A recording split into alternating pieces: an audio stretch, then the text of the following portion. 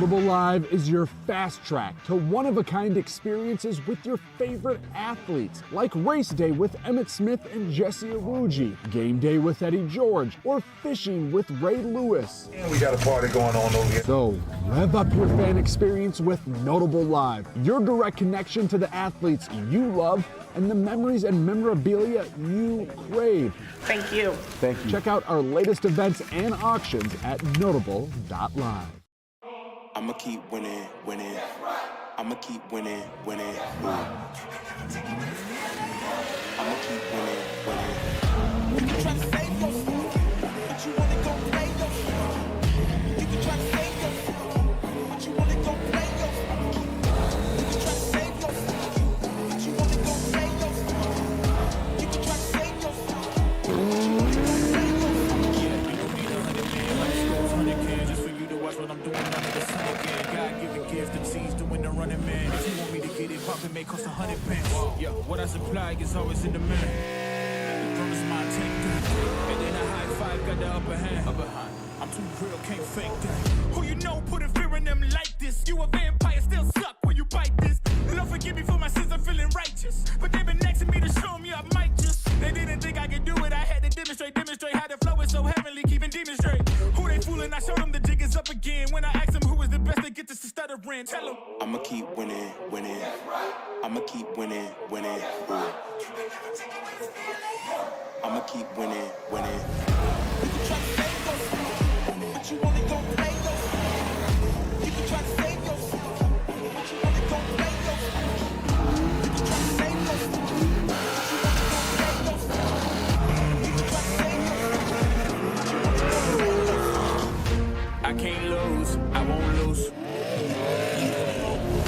I can't lose, I won't lose. You may wanna save yourself. I think it's best you run away. I won't let you finish.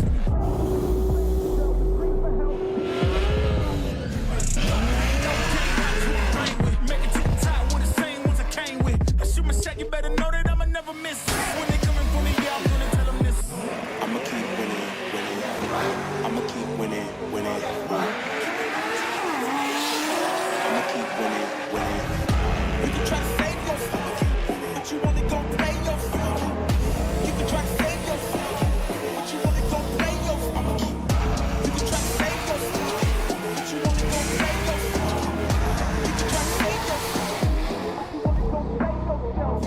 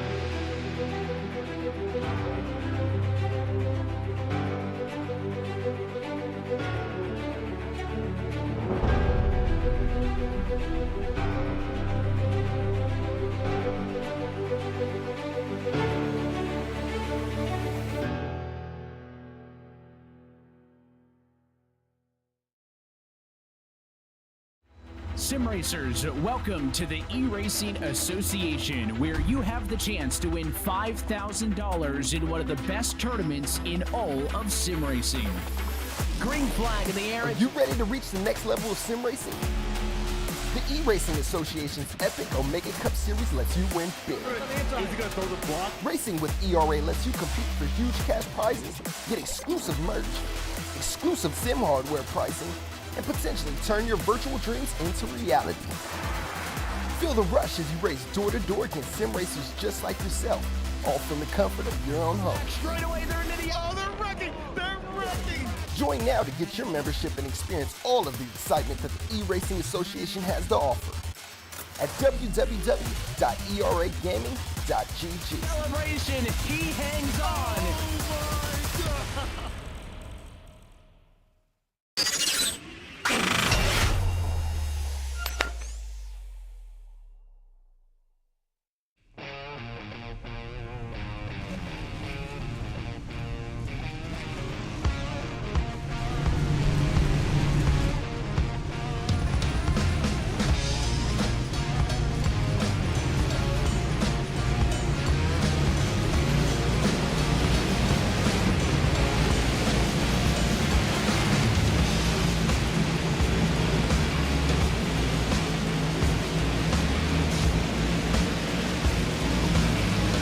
From iRacing's virtual Texas Motor Speedway, we say good evening, sim racing fans, and welcome to RAC Spot TV's special coverage of the eRacing Association Omega Cup Fall Bowl on the iRacing Esports Network. Well, welcome to No Limits, Texas, and from one of the biggest NASCAR tracks capacity-wise ever built, we say hello and welcome into the RAC Spot TV booth. Our producer downstairs is Hugo Louise. My name is Evan Pasoko. Happy to be joined by Justin Prince tonight in the ERA booth. And Justin, we're back at it again with another Fall Bowl, and I found it surprising when it was announced that Texas would be the host of this race, that we had certainly been here at some point over the 3+ year history of this big money series, but we have not. We've been to tracks big, small, and everything in between. We've never been here to the Texas Motor Speedway. That's not to say, though, that it is an unfamiliar challenge, especially for a lot of the big names in this race. It's going to be a challenging race for the competitors, I think, because it's a track where track position is critical. It's important to find your way to clean air. You have two different types of banking around the racetrack, after all. Especially when it comes to 1 and 2, expecting a land rush for drivers to roll their way around the bottom of the racetrack to set up that momentum side of the racetrack in 3 and 4. Texas Motor Speedway going to be very critical to have good qualifying, but better yet, have good execution throughout the race to maintain that track position. You don't want to get marred in the pack, where it's going to be tricky to move up. And it's going to be very easy for competitors to do what we just seen with 39 car on screen, push up and hit the wall. And let's talk about what is on the line here tonight. This next-gen NASCAR Cup Series combo with this Texas Motor Speedway is something that is not unfamiliar. A lot of the names we'll talk about, a lot of the names that you may recognize, may have competed in this car track combo in the likes of the NASCAR Coca-Cola iRacing series and others. But in this race, those big names, those stalwarts of the service, competing on an even playing field against all the other full-time ERA members in this race. And I say it's a big money series because I think outside of iRacing World Championships, Justin, you would be hard-pressed to find any series that has given away more money than this eRacing Association Omega Cup, and those numbers stay big tonight. $5,000, $4,000 to the winner. We have seen that give us some awfully, I would say, aggressive and spirited battles throughout the years, and tonight likely going to be no different. When you get prizes like that on the line, you get some of the biggest names in the business coming out, and I think we've got one of them standing by with us, Justin. I'll hand this one off to you. I think Vicente Salas going to be on radio with us. Yes, indeed. And Vicente, a winner in the past, in fact, in these events. Welcome to the broadcast booth, Vicente. How are you feeling about this race tonight? Already seen you push up into the wall, actually, moments ago. Hey, guys. Yeah, I just got home, so I was going for a quick Q lap. This session feels a little different than the heat race last night. So got a little bit tight off of turn 2, a little tighter than last night, but we'll be dialed for qualifying here, and we'll definitely be ready to go. When it comes to Texas Motor Speedway tonight, what makes this racetrack, in your opinion, so difficult, especially knowing the circumstances of the aero, the track banking? What makes this place most difficult tonight? Yeah, I mean, I think the aero is definitely tough. You know, you're carrying so much corner speed through 3 and 4, and then you have to slow it all down for 1 and 2. So really 2 completely different ends of the racetrack. And then, you know, kind of judging off of the Coke race and what we experienced here a couple weeks ago, the track moved around a lot. Like, we were running all 3 grooves in turns 1 and 2. There were people running the wall in 3 and 4, running the middle. So it'll just be about finding that right line for where your tires are at in a certain point of the run. So it'll definitely be a fun race, and you'll see people all over the racetrack. With that being said, when it comes to a race like this tonight, do you plan to work with anybody in the midst of this race, or is it going to be just quite simple, just stay in the front and be yourself, so to speak? I don't know. I mean, I've got my dead zone teammate in here, Malik, so I think we'll probably work together whenever we can. I'll have Donovan Strauss on my box, one of my best friends. So, you know, hopefully we can work together on our strategy and, you know, bring home one of us a win. On that note, Vicente, thank you very much for your time once again here. As somebody, I think, saying hello in the broadcast booth, one of the competitors, Kwame Scott, I believe, is with Evan. That's right. We've got Kwame on the radio now. Kwame, there's a couple of your fellow Cook Series competitors who have got some race wins in this eRacing Association through the years. I know you want to add your name to that list. So what's the game plan tonight here at Texas? I honestly don't really know. I'm just gonna figure it out as I go. Obviously, I mean, biggest thing is to finish a race, right? I just want to be there at the end and try to get caught up in any early chaos. I know there's one fast repair to that we all get, but the plan is not to use that. I'm gonna, you know, try to qualify up front, and yeah, just see if we can stay up front and hopefully get to the lead. Pretty big stakes on the line tonight, a $5,000 purse. That'll get paid out to the guys in the top 5. But unlike in the Coke Series, maybe a decent portion of this field is guys that you haven't raced with ever or frequently. So does that change how you have to approach this, knowing that everybody's going to be just about as aggressive as you could imagine? A little bit. Knowing that, I mean, I feel like the guys I'm going to be around or will be a little bit more familiar to me, but definitely something to look out for. You know, I might just have to give a little bit extra space to, you know, someone who I'm not used to racing with or whatnot. But like I said, we're just gonna, either way, we're just gonna try to keep it clean and just be here at the end. I haven't had a chance to see the full running order in terms of everyone that's in this, but you got any Nexus teammates in this, or are you kind of flying solo? No, I think I'm solo for this one. Other than my spotter, that's the only teammate I have right now. So we are solo. Well, no pressure. You got to carry the flag for those guys. We appreciate the time, Kwame. Good luck in this one, and hopefully for your sake, we'll be chatting again in a little bit. Yep. Thank you, guys. Kwame Scott, big thanks to him and to Vicente Salas for giving us an opportunity to chat pre-race in this one. Drivers just wrapping up the end of a long practice session, and then we're going to move into really the first big moment of the night, Justin, which is going to be knockout qualifying.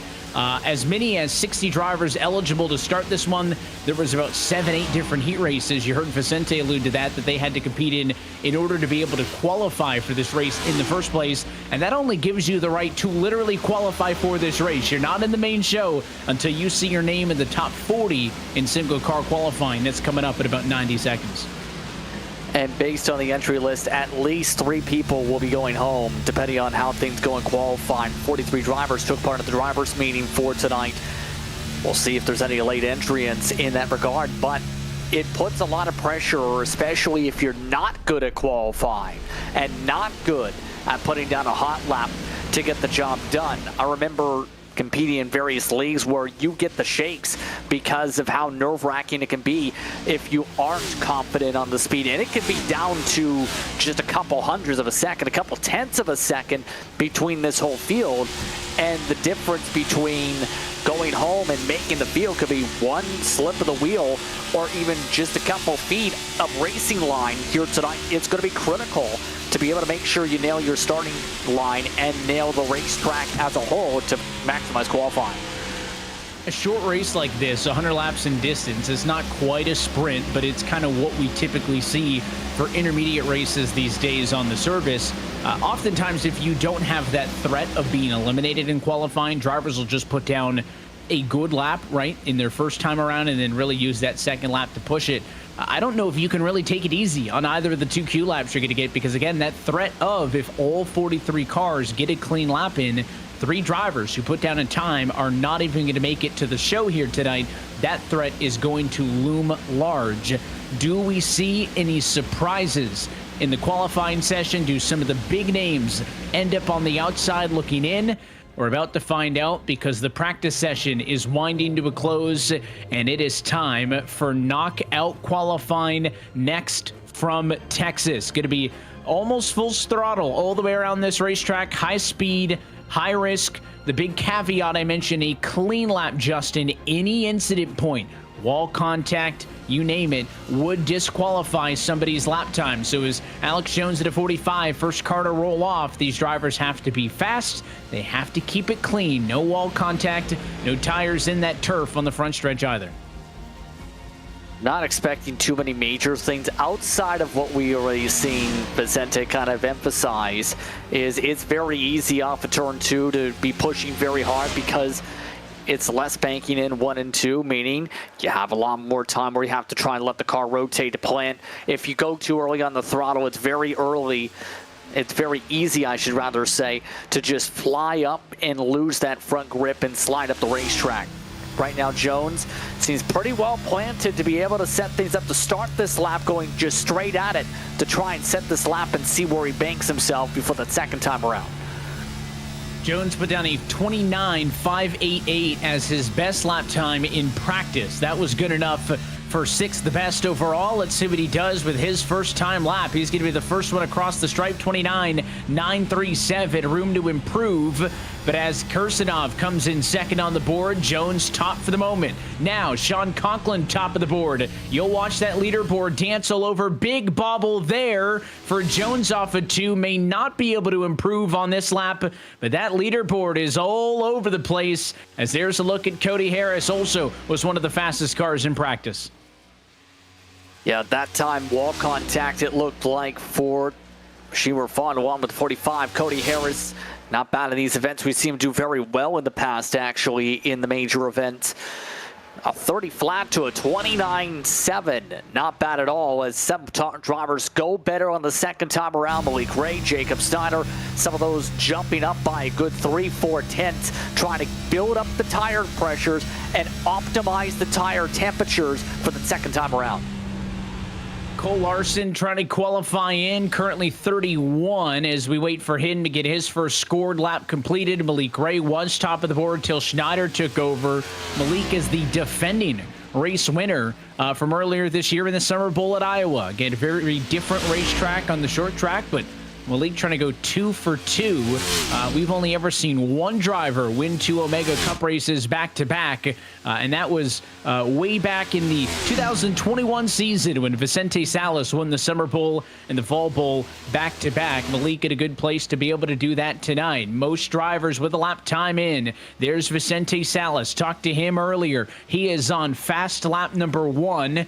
He was a top 15 car in the practice session, but never count that man out. If he can get a clean lap in, he may be running out of time as qualifying starts to dwindle and the checkered flag is out. Did Vicente Salas not get a lap time in time, and would that be a DNQ for one of the favorites?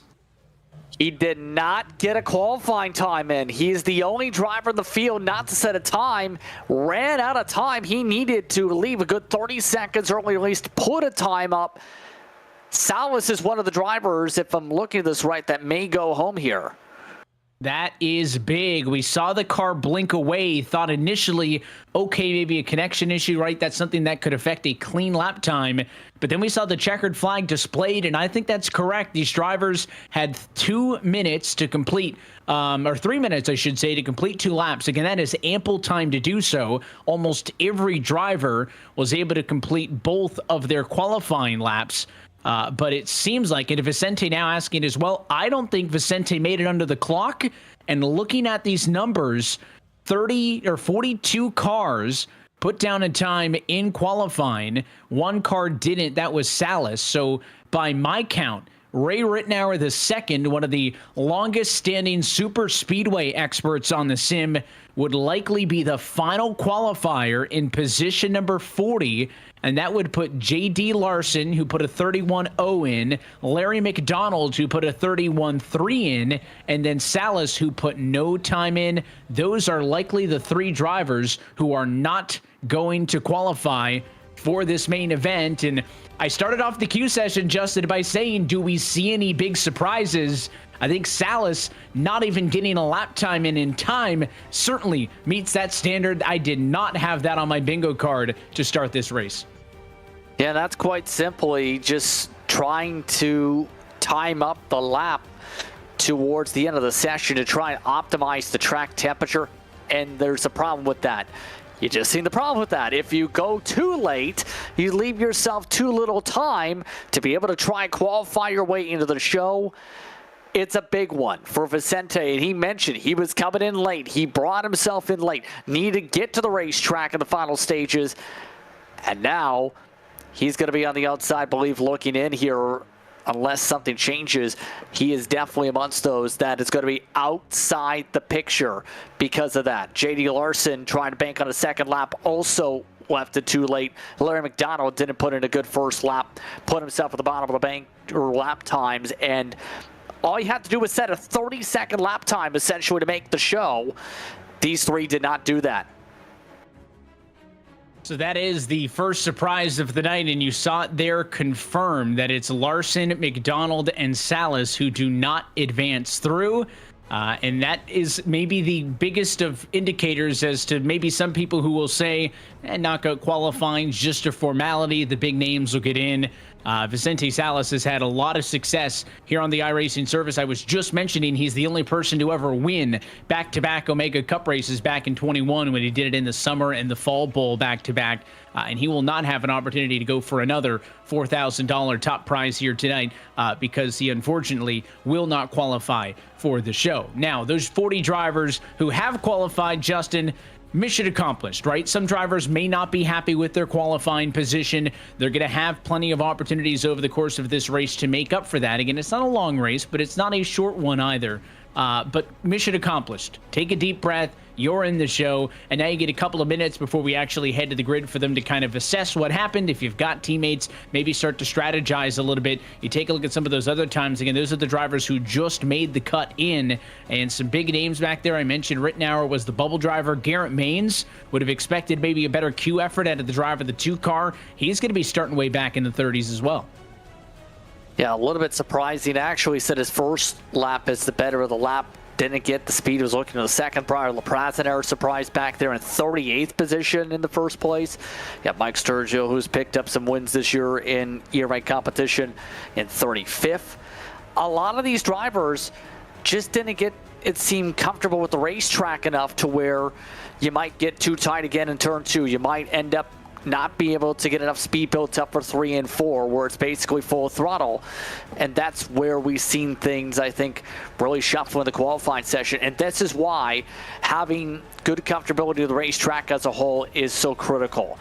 If you don't get the prep time, if you don't get yourself to where that you need to get that line down just right, you might be going home. In this case, the 3 who went home, year left and 2 later, had issues on their second laps, or didn't put in a time in the case of Vicente. But in a lot of these cases, you're talking about those drivers at the bottom of the field just 4/10 off, 5/10 off just about from the pole time, and that's the difference between first and starting in the 30s. It's also worth noting if they end up as the 41st and 43rd slowest cars of this group, it's important to know, remember, they all had to compete in heat races earlier this week to get to this point. I know it's not much of a consolation, but those are the 41st to 43rd fastest, not slowest, right? They already had to beat out several other drivers, in which only a handful of cars from each of the heat races even made it to this part here tonight, right? So they've already had a good night, had a good week, I should say, here at Texas to get to this point. Yes, it's disappointing to not get into the big money races, but the vast majority of cars who wanted to qualify for this race didn't even make it to here. Now, again, I don't think Asalis or some of these other names are much for moral victories, right? They expect to compete in these races to win. That's why an event like this brings out the biggest names from across the service. But I do think it is a fair point of noting they had to qualify to get to this point even, so they've had a strong week thus far. Now, for those 40 drivers who are going to make the show here tonight, one last opportunity to shake these cars loose. A 5-minute warm-up session. Justin, I don't think they're really learning much in this, right? They've already done the heats, they've done the qualifying, they've had an hour of practice. Maybe for some of the least experienced drivers, maybe somebody who's new to competing on a platform this large in a race with this much on the line, maybe this is more of an opportunity to shake those final jitters out, but I don't think these drivers are learning anything else in these final 5 minutes. They know what they've got, they know based on their qualifying effort what they're going to have to do if they want to win this race, and this is just kind of that last little shoot around before tip-off, if you will. Yeah, it's just about making sure all your equipment's good to go, first of all. That's a critical thing to check. Make sure the steering wheel's done up right. Make sure you don't have any technical issues before you hit the starting grid. But also, it's almost like being in a bullpen. Just warming up that arm. Just making sure it's ready to go for when you have to go and perform. Alex Thurber, amongst those you're keeping an eye on right now, he seems to be amongst those just trying to make sure he's got any last notes together on top of it. So if you're towards the back, any last bit of preparation can be helpful, even if it's just 5 minutes, just to make sure you've got this track dialed in and you're ready to go racing, and you don't end up being like the car that just apparently crashed on the front straight away during the start. You don't want your bumper coming off. I guess it's a good point to bring up, and I believe it was we were talking with Kwame, he mentioned it, right? These drivers do get one quick fix. That's somewhat rare when it comes to these big money races. What essentially that means is if these cars get damaged, they get one reset, they get one mulligan. They can forego sitting in the box, getting the car fixed painstakingly slow, and they can simply hit the switch, get a brand new car. Now, drivers will have to use that strategically, Justin. We'll see if some cars get a little bit of minor damage early in the race. They don't want to burn that quick fix, because if they get damaged later, they may have wanted to save it. So it is not a get-out-of-jail-free pass. There is still strategy to it, but it means that if we have accidents over the course of this race, it is not going to be an instant write-off. Those names will still have an opportunity to come back. You don't want to rely on it, as Kwame also said, though, because if you rely on that fast repair, you're going to, first of all, lose the track position. But better yet, it makes you on edge on how you drive the rest of the way without it. As there's Cody Nichols, who's in the midst of some of the preparation, talking things over with the Nightmare Esports teammates. It's one of those situations where if you end up having to use it, you just drive different to try and keep your car safe and avoid causing any contact or getting any damage. And as a result, you end up losing that edge potentially to race towards the front. You don't want to end up being in any accidents tonight. You don't want to end up relying upon it. Cody Nagels knows what it's like to be an ERA Omega Cup Victory Lane race winner from the Daytona International Speedway earlier this year in the Spring Bowl back on February the 21st. He's looking to join a very exclusive club of multi-time ERA race winners. And again, talking about somebody who's maybe been in this situation, not having some of those jitters. He's not worried about stretching in the bullpen or getting a couple of shots off before tip. He's sitting in the pit box. He's ready to go, getting in the zone as he gets set to do battle for 100 laps tonight with $5,000 on the line. Some other drivers in this race who have won these races before. We saw Garrett Maines going to have some work to do as he starts down in the 30s, but Garrett Maines is a two-time race winner, Spring Bowl of 22 and the Fall Bowl of 22 at Daytona and at Irwindale, not an intermediate racetrack win. In fact, you've got to go back a decent bit back to last summer for the last time we raced this Omega Cup at an intermediate racetrack like this Salas won at Charlotte back in May of 23. But we're just about set to get tonight's race underway, so let's go down trackside for pre-race opening ceremonies at Menderlin for the singing of tonight's national anthem. Oh, say, can you see by the dawn's early light what so proudly we hailed at the twilight's last gleaming, whose broad stripes and bright stars through the perilous fight o'er the ramparts we watched were so gallantly streaming, and the rocket's red glare, the bombs bursting in air, gave proof through the night that our flag was still there.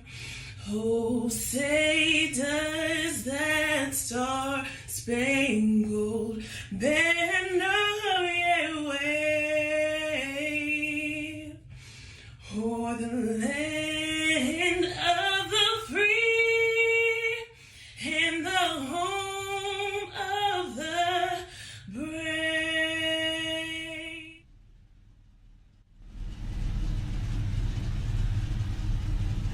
And with the cars on the grid now for the most famous words in motorsports to get us officially kicked off, it's Pro Football Hall of Famer Willie Roaf. Hi, this is Willie Roaf, NFL Hall of Famer. It's go time. Drivers, start your engine.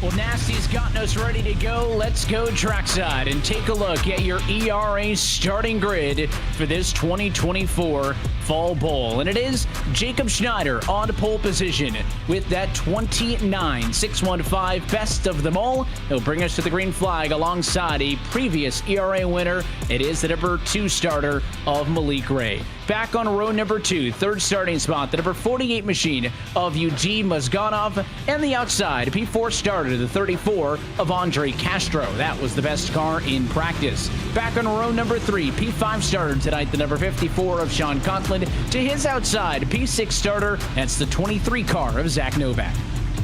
Alex Thurber starts back in the 7th spot tonight in the 29.684 bracket. Hayden Swank will power his way for the 8th position. Colby Scott, another one of the NASCAR competitors. Retard Esports Nexus starts alongside a fellow co-driver, Matt Busa. Then it's Yaka Kirizenov who will start off in 11th spot, and Cody Harris is starting 12th. Lucky number 13 tonight goes to number 24, Daniel Eberhardt, and 14th place starter is Kirill Konanovich. It is Raul Alves and Jacob Smetana on row number 8. Continuing on through for the next couple of drivers, midway point, Cole Larson qualifying in, Matt Johnson, Cody Nagels, Michael Strager, a couple of drivers, Justin, who we've seen some success in these races. We followed Alex Jones through in qualifying. He's in P28. Yeah, that was from his first lap. Christopher Heights still catching up to the field in 30th. You have Garrett Maines back in 34th. Keep it on him to be one of the big movers. Same for Briar LaPrat, 38th starting spot, and Raymond Rittenauer starting shotgun. That's the field of 40 cars who have made it to this main event, and we're happy that you're with us for this special presentation of iRacing on RAC Spot TV. Pace car down and in, Schneider in control. Let's go racing at Texas.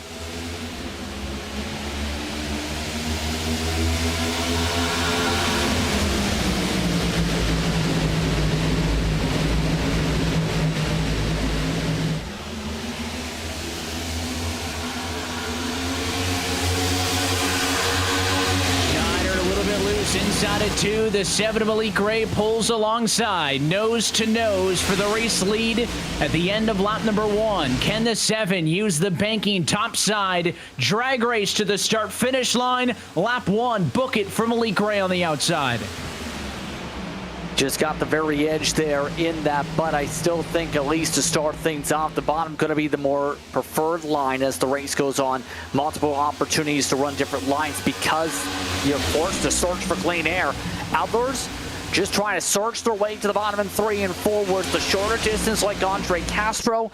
It's going to be important to make sure you keep things calm, cool, and precise on these movements today if you're in the heart of this field in the side-by-side racing. It was a nice move by the 48 machine of Eugene Vizganov to get P2, but Malik Ray crossed him back over just as quickly in the 7 cars. So Schneider enjoying the fighting that's going on behind him because it's allowing the race leader to pull away. He's got about 6 car lengths now in the center of 3 and 4. That outside lane using the more heavily banked end of the racetrack in 3 and 4 that time to clear, and Vizganov does get sole possession of that number 2 spot. For the moment, your top 3 single file is that's that 7 Malik Ray in 3rd. Andre Castro able to shake off a challenge from Sean Conklin. So it's Castro 4, Conklin in P5 down the back straightaway. And this is where I think it starts to settle in a little bit. It's going to be hard to pass, and that's why drivers like Scott are saying, if I can get to the outside, pinch drivers down, such as Zach Novak, get the run off the corner, might be able to set things up here. It's going to be also important. Right here, you see this opportunity at the bottom. A lot of people are going to see that and say, can I wrap that inside? Or can they drive to the outside, try and pinch somebody off, lose that momentum for that inside line, and in turn make the pass? Kwame's just trying to follow the lines that Zach Novak's trying to open up in front.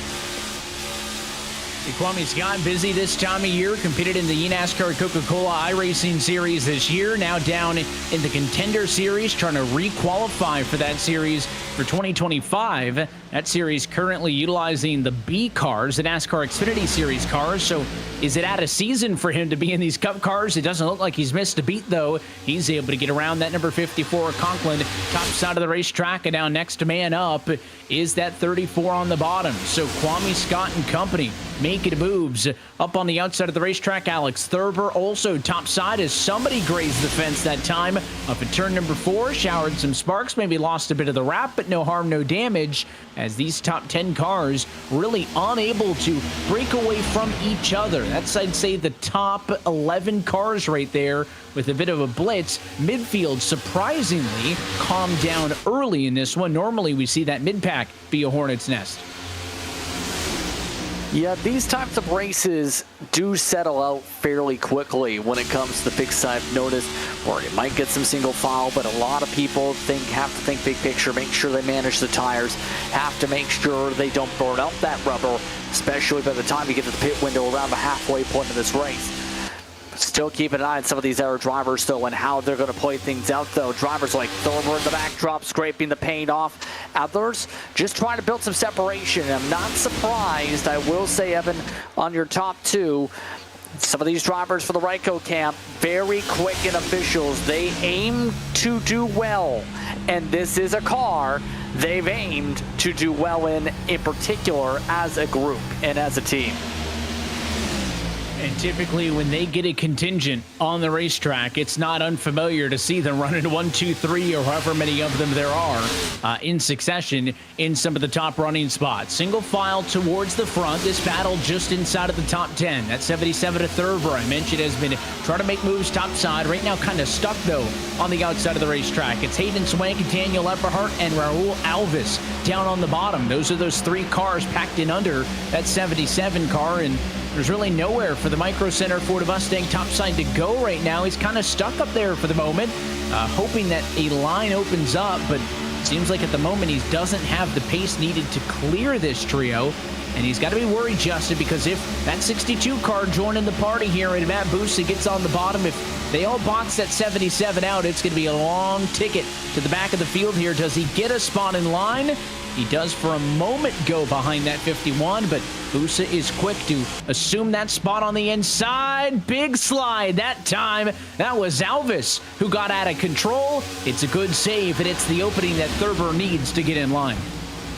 Just caught the apron, Alvis did, and that's what happens when you just get that very raised edge to the left side tire wall against the white line. You get to where the car dances around. Alvis, very lucky to hold on to that race car without losing spots here. This 20 machine, though, another one of those, still emphasizing that second line that was talked about, in particular by Vicente a bit. Just trying to get the run, but no place to go when you get boxed in, and all you can do is take the run to the bumper. You just got to take the run momentum-wise in fourth gear, get alongside, get the run down the straightaway before you shift up to fifth. Man, he was hanging that thing out on the outside and didn't even break a sweat or blink. Kirill Kadanovic locked in on the outside as that 20 car continuing to try to make moves. He's up 3 positions from where he started, looking for more, and should be able to clear that 51. Yes, he does, as they come off of the exit of turn number 2. Brief moment in time, single file through the top 10, but I don't think anybody's got more than a handful of car lengths clear from the next challenger. 13 laps complete of 100 in this ERA Omega Cup FallBowl in the Texas heat. Still Schneider up front. He's led every single lap but the opening lap. That was snatched by Malik Ray. Malik now down to third as Mazganov passing him in that battle for P2. Now another challenger down to the inside, headed off to turn number 3. Matt Busa amongst those who lost ground to start off the race, started on the top, got swarmed by some of the competitors. Alvis already saying, go ahead, take it on the radio. And for Busa, I'm expecting long run to be one of the emphasized points for that 62 car to be able to fly his way up to the field. Others like Cody Harris, you can see him just trying to contemplate with how this race has gone so far, all the way back to around the 16th spot, going the wrong way so far in the 28. He's hoping to turn things around, but it has not gone in his favor with those -4. Him and Kursadov have both lost those same amount of positions and find themselves in the mid-teens. It's not scaring the Cody Harris machine away from trying to fight. He goes right back to the outside of the 13 to Kursadov and, you know, isn't kind of cowering in line and playing safe. He's still going on the offensive. Harris knows that if this race goes green and he loses some big gaps up front, he's going to find himself struggling for track position on the backside. Meanwhile, up front, you saw it on the left-hand side of your screen. Eugene Mazganov, JP, to the race lead over Jacob Schneider. Look at these top 4. Throw a blanket over them. And the newest driver into the conversation, here comes Zach Novak. He's up to P3, and he wants more. And up for the race lead now, Schneider back to the inside. Wants it back. He grazed the wall. Schneider did on lap 15 coming out of turn 4. That's what opened up the door for his Renkel teammate to make the move. But Novak just seeing these opportunities open up on a silver platter here. Just take the opportunity outside and get the pinch down. And this is exactly what he's talking about. Get the run, build the momentum, cross them up, take the inside, the preferred group for 3 and 4. Novak going to throw it in on the inside of turn number 3. Mazganov maybe the preferred lane. He got the wide entry. He's going to try to carry the speed through the corner. Just a touch of hesitation off of 4 means that Novak keeps the nose to the inside. Lap still in favor of the 48 car on the outside that time. Schneider watches on from 3rd. As they're door-to-door for the lead, they're going to slow each other down. Thought maybe Schneider would look to go 3 wide, but the 02 car bobbled. Center of 1 and 2. He'll have to gather things in his own right now. He'll choose the bottom. So everybody on the white line except for Mazganov on the top side. Can that Ryko car keep it up top? Schneider gets a bit of fence that time off of 4. It'll be a battle for 3rd behind these leaders as Ray to the inside of Schneider, who has struggled just a touch. But this is fantastic stuff. 20 laps into this race, 2 wide, 2 rows deep for the race lead. Mazganov got a little bit of the wall as well there. That's going to slow him down a touch. And what's been working for the 48 to keep this outside going a little bit later on his throttle points, just right in the middle of the seam actually in some of these grooves to just get enough speed to keep that little bit of an edge for when he goes down the straightaway right now. Novak, I think, is still quicker, but he is getting too tight by this. Ray taking advantage. Novak washed up the hill. Mazganov clear topside. So is the 7 Malik Ray on the inside. Costly mistake for one of the very best to ever do it in Novak. Now he's still stuck 3 wide. He's got the Schneider machine to his outside, and underneath him in this battle, more drivers joining the fun. It's that 36 on the inside as well. 3 wide for 3rd position with Schneider on the outside, Kwame Scott on the bottom, and Zach Novak in the middle of the sandwich. Schneider clear topside. He wins out 3rd. Malik Ray looked low for the race lead, didn't pull the trigger. He stays in line. Right now, your top 7 cars separated by only half a second. There's the onboard look with Kwame Scott as he ends up in P6. Yeah, and at this point, Novak amongst those really destroying his tires, but here comes Ray to the outside. He's been amongst those not burning up his stuff like Mazgano's been burning up his right rear tire. And Ray taking advantage to get to the lead as Mazganov just trying to hold on to it at this point, as well as drivers like Novak who are getting extra tight from the side-by-side battling. All kinds of drivers struggling. That 48 car was smoking the right rear tire that time off of turn 4, but it's going to be a long fall from the top spot as now Mazganov simply trying to maintain 4th in a battle with Sean Conklin. These cars are slipping and sliding 4 wide that time off of turn 2 as Kwame Scott pulls the parachute and dives out of it to allow the 48 car to get back in. Now they're down to what can only be assumed as a safe 3 wide position. They are continuing to go at it. Now we're almost already 1/4 distance through this race. And we started the night as Malik Ray maybe settles into the race lead for a moment. Justin still watching this 3 wide. Started the night talking about quick fixes, talking about the unknown, drivers racing against each other who they don't normally race with. And historically, these Omega Cup races have a lot of fireworks, big mistakes, big wrecks. That's just the part of open racing like this with money on the line. But right now, we're looking at an absolute clinic with these drivers in the top 10. I'm not surprised to see this absolute clinic of racing so far from your top 10 competitors, because these are some of the best on the platform, including those not in Coke, and amongst those that had some of the best runs in RTP. Sean Conklin comes to mind. Mazganov comes to mind from round 2 action there. Jacob Snyder amongst those who showed speed in this car. He's one of the top people from that team we mentioned already. But the Raikkonen side, this is a grouping of drivers that is well experienced when it comes to this style of racing, Evan, and better yet, when it comes to racing this high level of competitiveness. You have Daniel Eberhard even in that mix as well, that's just trying to run the high side. These drivers in this grouping, they may not race each other a lot together, but they have to be able to race side by side like this if they want to be uber competitive and be amongst some of the best of the best. And when it comes to this racing tonight, they've all recognized it's hard to stay 3 wide, let alone 4 wide at Texas. You have to give space, and that's one of the main things we've seen, drivers giving space in this aggressive battling amongst these competitors up front.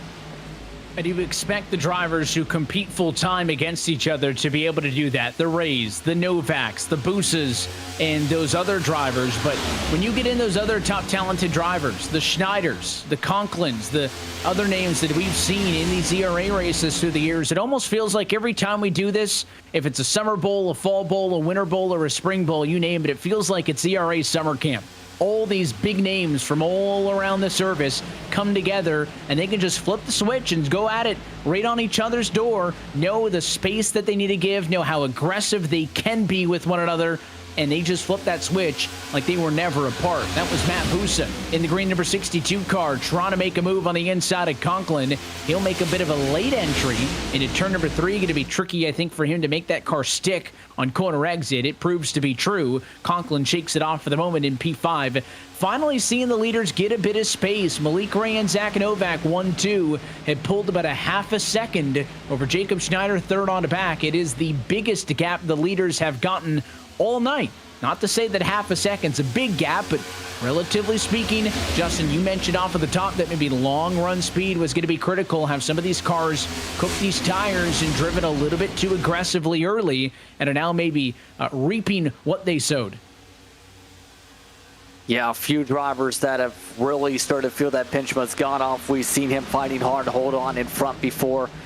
He's now gone completely backwards since burning up the right rear tire on that slide. And once you slide the tires, you lose that grip, obviously.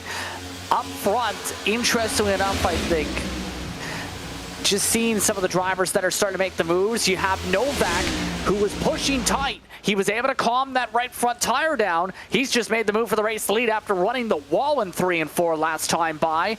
And now he looks to get some clean air. First lap led of the night for Zach Novak, who started this race in the number 6 spot. Now he has control of this one. He has been good all night long. Zach Novak, somebody else who is on a who's who list of accomplishments on the iRacing service, but has yet to go to ERA victory lane. Is tonight the night for that number 5 car. We'll continue to watch. He's up front, the 23, I should say, sorry, the 7 Malik Ray P2. He's led the second most laps out of anybody. We've already seen 4 different drivers lead laps in this race, as we're now 1/3 of the way through. Again, 100 laps, I mentioned, Justin. We've seen this, I'd say about 2-3 years ago, that this kind of became the standard race length on the service. Normally, big money races like this, a lot of the Pro Championship stuff as well, kind of ran 50% length of what you'd see in the NASCAR Cup Series when we're talking about events with this car specifically. And in the last couple years, they've gone a little bit shorter. And this 100-lap, 150-mile format puts you right in the sweet spot where it's not a sprint because you do need to pit to get there. So if this race goes green, we're going to start talking about the strategy elements of that. But it is also not that long to the point where, drivers who qualify poorly are going to have limited opportunities to get up here and join these guys. There's been some cars that have picked up spots. Kwame Scott's up 5, Matt Busa's up 5, but I'm not seeing cars who started in the 20s up here battling for the race lead. That goes to show you how important that Q effort is look at this battle. Do we go 3 wide for P4? Scott thought about it. He'll commit to it to the inside. You open up the door, may as well go through it. Why not? But I think moves like that aren't going to work for the bottom right now, at least for what it seems like. A lot of these drivers have figured out, it was touched upon needing to figure it out after all, to get that second line, to get that third line going defensively, and being able to defend at this racetrack and better yet, be the aggressor. To be able to make passes on that outside line seems to be the way for it to go now, rather than say the run the bottom in single file car action. That seems to be the preferential point. So for a lot of these drivers, it's just about trying to switch things up, change things up. As Andre Castro, who's been pretty busy with a lot of different series like the Toyota GRA 6 Esports Championship that finished up a couple weeks ago. He's been competitive all night. In fact, he led the way in final practice after all. He's been keeping himself top 10 and has been keeping himself uber competitive in his car. He has, and he's really slinging that thing out. He was, to your point, best in practice, and he's rocking those ERA colors tonight inside of the top 10. Meanwhile, Kwame Scott now looking to the inside, still trying to do what he can to get underneath Sean Conklin, not able to do it that time. These cars are about a second off of the race leader now, so you're starting to get to the point where if you start slipping to a second and a half back from Novak, you're getting a little bit out of touch to where simply conserving tires better may put you a little bit too far on the outs. Again, we assume if this race goes green pit stops likely not that far away and would come right towards the middle of this race towards lap 50. Some drivers may not be comfortable, though, Justin, pitting early or right on that halfway number, because for a lot of these cars, pitting going to cost them a lap. And with the uncertainty of caution flags, I wouldn't want to be a car sitting a lap down, especially the way these guys are leaning on each other. That's Castro on the bottom and Schneider on the outside. That's for P6 and 7. And look at this move. Daniel Eberhard outside to in. Why not go 3 wide again? And it's really tight. They touched that time in the center of the corner. They got the spotter call, it looked like, there for Castro with the poke from Eberhard. And in the end, Schneider got the worst out of it. Shuffle back to A spot. Eberhard, I think he's just kind of going to the mindset of needing to go. They've lost more than a second from this battle, and they are starting to really lose the chance to be able to stay within the main lead pack that's really shrunk down to about 4 or 5 cars with how aggressive they've been battling. There's those 4 or 5 cars, and at this point, you're going to need to put some very fast lap times down if you want to maintain the grip to this pack. And that time by the stripe, 1st through 4th, occupied by drivers who competed in the NASCAR Coca-Cola iRacing Series in 2024. So those drivers rising to the top. Biggest mover of all of them is Matt Busa. He is yet to lead a lap tonight, and he's got a little bit of legwork to do so. He's still 9/10 off of the leader, but Busa recently got around these two and Malik Gray and Kwame Scott to P2. It is the highest we have seen Matt Busa do tonight, and now that he is unobstructed to try to chase down that race leader in Novak, curious if we're going to see Busa be able to get away from these other 3. Look at Conklin. He's been pretty quiet for being a top 10 car. He's got some work to do, and he's in a 3-car tandem draft essentially down the backstretch here. He's pushing Kwame Scott, who you're on board with, and Kwame just lined up and pushed Malik Gray. He's just trying to desperately get to the outside of the 7 car. Big moment there. Now he'll go underneath. Took the air right off the spoiler with how that corner exit went for Kwame. At that point, Ray's just having to pull back. Nothing else he can do. He's off the 3rd groove. You can't do anything from that high up in 1 and 2. So, well done from Kwame, but now that's really allowed things to separate from the race leader. Zach is putting on some flyers to be able to try and run away from this pack. Dealing with a little bit of lap traffic. First time we've seen that tonight. He's going to put Chris Papa a lap down. The 13 yields to the outside. It should not impact the lap time much at all for Zach Novak. And Zach's 31.164 last time around, I think, was the best lap of anybody on the racetrack, maybe with the exception of Andre Castro, who put down a pretty good lap time in P6. But again, deficits going to be the biggest thing that hurts Castro. All the fighting that 34 has been in has put him behind the 8 ball and at a 2.5-second disadvantage to these race leaders. Donnie Fair also, lap car staying low. That one not a pass for position as Malik Ray went high, and now as the double O goes high, it'll be the 34 going low. So the serpentine through this lap traffic, that's going to become more and more of a frequent challenge the longer into this green flag run that we get. Yeah, especially since you have a whole string of cars that are already 3/4 of the race back. I'm very curious if anybody tries to change things up on strategy. Believe we have one on the ticker actually coming in, Cody Harris, that's rolled the dice on an undercut strategy.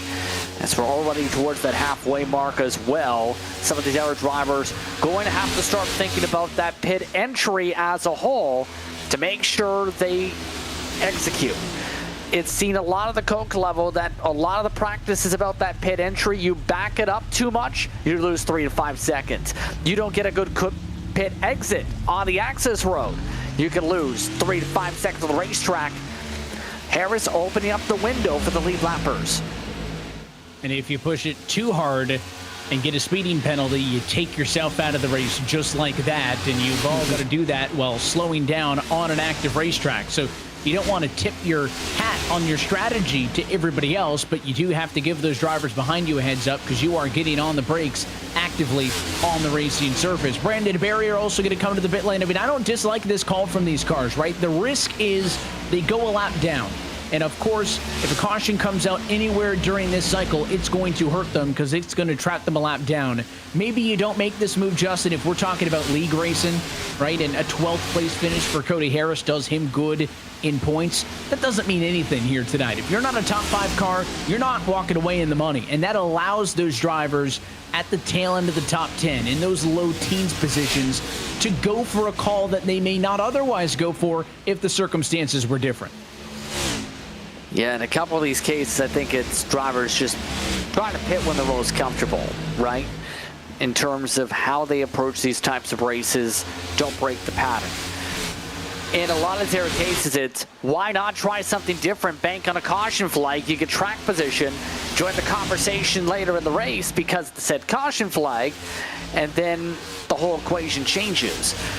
Still, you never know what's going to happen in these sort of runs. We're already halfway just about through this race after 11, and so far we've kept it clean and green this entire time.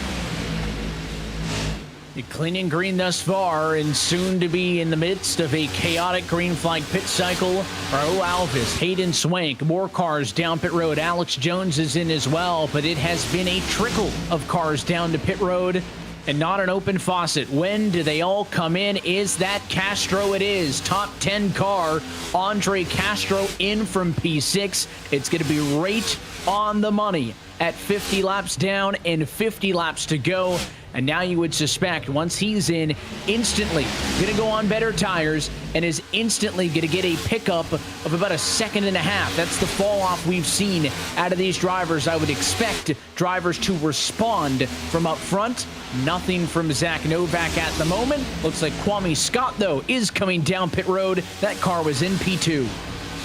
An interesting call for some of these drivers to go just at the halfway, keep it simple. Normally, we've seen people push an extra 5 to 10 laps in the window and then plan the strategy out. Kwame almost trying to put Zach on the back foot to try and force him down to the pit road and try and go for an undercut, at least try and trim down the gap. And this does indeed look like it's going to force a lot of these leaders down this time by. Leaders, including the leader himself. Zach Novak is in from the number 1 position, and that means that the 54 of Sean Conklin will stay out. He will get his first lap lead of the day as he assumes the race lead. Eberhardt, Thurber following the Novak machine down pit road. And once we get a decent number of these cars on the pit lane, then we'll start to search for our net leader. Right now it's Cody Harris in P26. Net leader meaning the highest running car on the racetrack who has pitted. Conklin takes his 1 lap lead. He smokes the tires a touch, but he's also down pit road. Looks like for the most part, everybody has avoided costly mistakes. Justin, I'm seeing mostly clean pit stops. Yeah, there's actually, at least to me, there's been a trend of less speed penalties because people have become more accustomed to where you can get aggressive when it comes to the commitment cone and just getting on the brakes. Early on with this car, a lot of people would spin out. If you don't have that experience too, there's a lot of chance for wheel hop to spin it into pit road. I think this is just straight up down to the experience really settling on in for a lot of these drivers to know where they can push once they get to the yellow cone. So Malik Ray going to enjoy some time up front. Henniger, Ritchie down pit road. But I thought we would kind of flip a switch when we got to 50 and we'd see 10, 20 cars coming in a lap or two. It has not been the case. They've all slowly but surely been coming in. Mozganoff, Wetz, Johnson in this time, but still about a dozen cars yet to come to pit road. Now, Malik Ray's losing time by staying out. Jacob Samantha losing time by staying out. But when they get on pit road and to get their tires, they're going to have better tires for the rest of the race. They're going to have the upper hand. They're going to have to flip that switch and go on the offensive. And that's going to be an exciting battle to watch. As look out there. That's Donnie Fair on the inside. Lapped car, but with better tires than your leader. Trying to delicately get around the 7 car, but kind of awkwardly stuck to the inside of him. A little bit of scary moment for a quick second, in fact, with that. At this point, just let the lap car go. That's all you can really do. Stay predictable. Be predictable when it comes to fresher tires, after all. But I think Malik, we know him to be a risk taker and know him to be one of the drivers that likes to be aggressive. He's putting himself in a situation where he's going to be one of the fastest cars on the racetrack and the most aggressive drivers of the racetrack.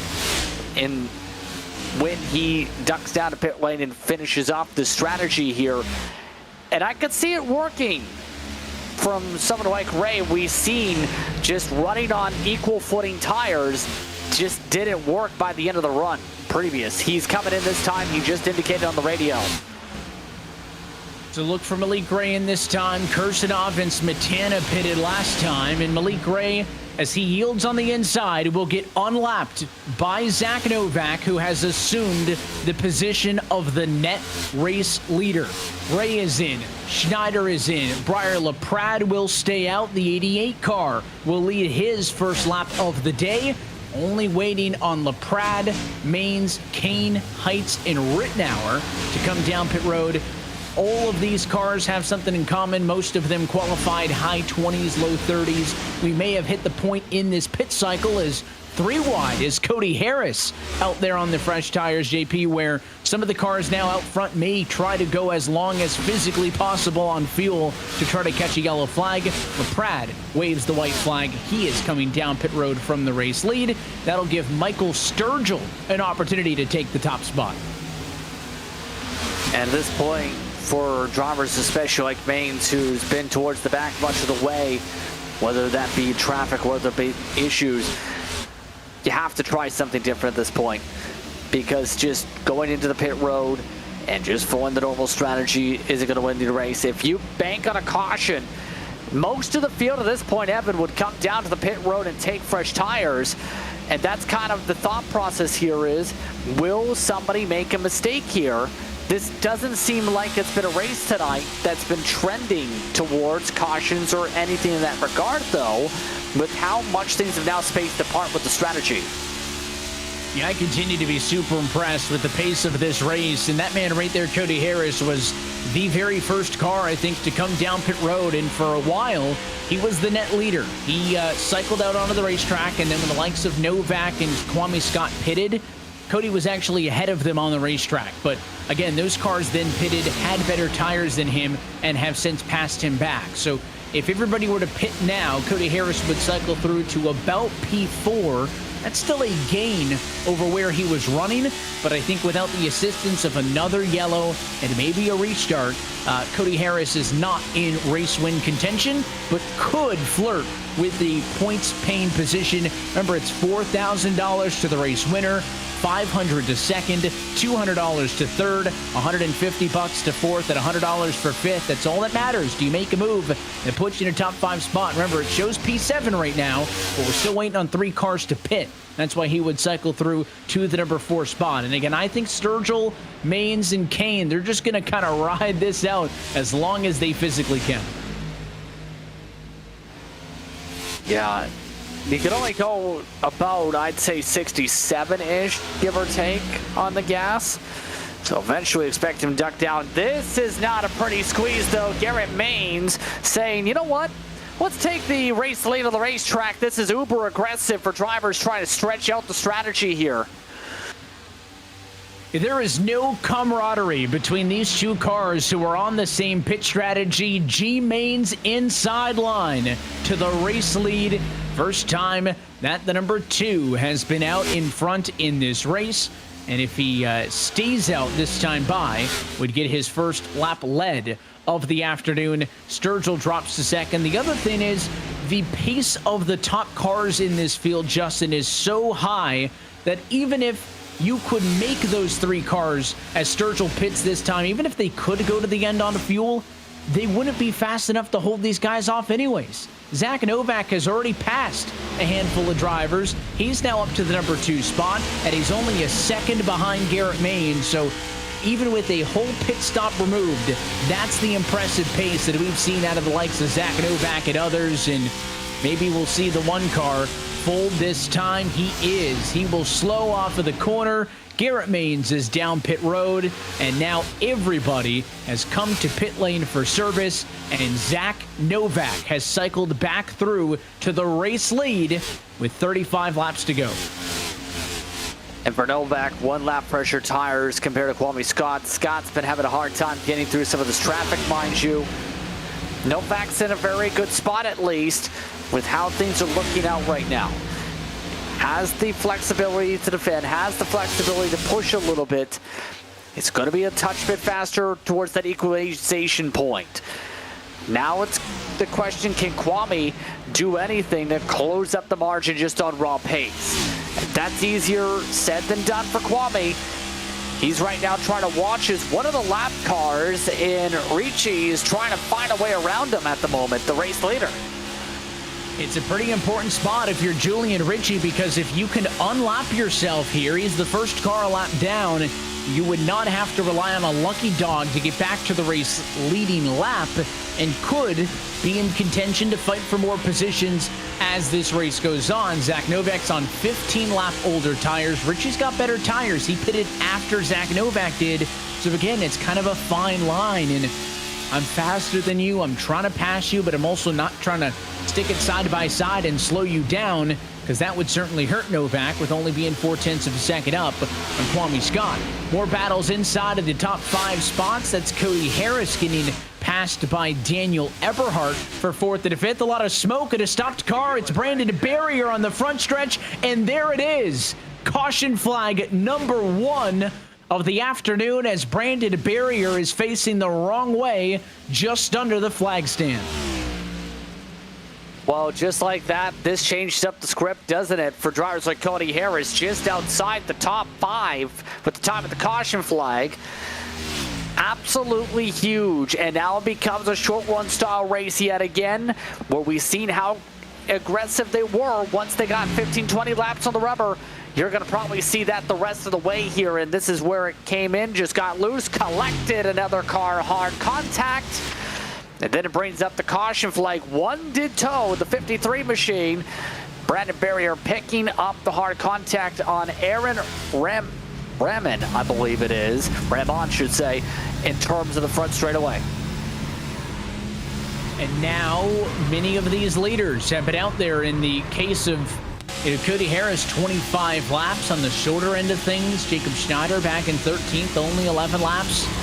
Suspecting that pit road could be a busy place, despite the fact that we literally just completed that green flag pit cycle. And I know the likes of Maines and others are thinking, man, that couldn't have happened 3 laps earlier, because their strategy would have paid out well. Let's see, is it going to be wholesale decision time on pit road? It is a majority of the field. All the race leaders inside of the top 10 come trickling down pit road. Couple of cars that I've seen stay out, lapped cars only so far, so it looks like they're all coming in. Who wants 4? Who wants 2? Had to come in to get the 4 tires at the very least. Already some of these drivers do 15-20 laps into their pit windows and fuel runs so far. Curious if anybody rolls the dice for track position. We do have one. We have a roll of the dice from Sean Conklin. He just took 2 tires. Everybody else taking 4. The 2 tires for Conklin means that he is off pit road in first position. The second car off of pit road, Cody Harris, also goes for 2. And then it is a slew of 4 tires for the heavy hitters: Novak, Scott, Castro, Eberhardt, and Busa. First 5 cars off on 4 fresh tires. There are some other 2-tire takers sprinkled throughout the field. Schneider in P9. LaPrat in P16. They're trying to get some track position here and there, but the headliners will be what can Sean Conklin and Cody Harris do, because these are not back marker cars, Justin. These 2 guys have been competitive all night long, and now we'll see, do they have a fighting chance with about 30 laps to go in this race to make the 2 tires work? That's a good question, because you're talking about, for those drivers, 10, 15 lap difference between the left side to the right sides, give or take here. It's going to be where, in the long term, I don't think they hold on long term if it goes green the rest of the way. If we get enough caution flags, it becomes a smart move, especially if you're able to keep the track position. But I fully expect that it's going to be difficult for them to hold on to the front here, because we've seen for the first 20 laps. It was hard to solidify the lead completely in this type of a race so far tonight. You had to make the call if you wanted the track position, but it's just a matter of can you make the track position stand up.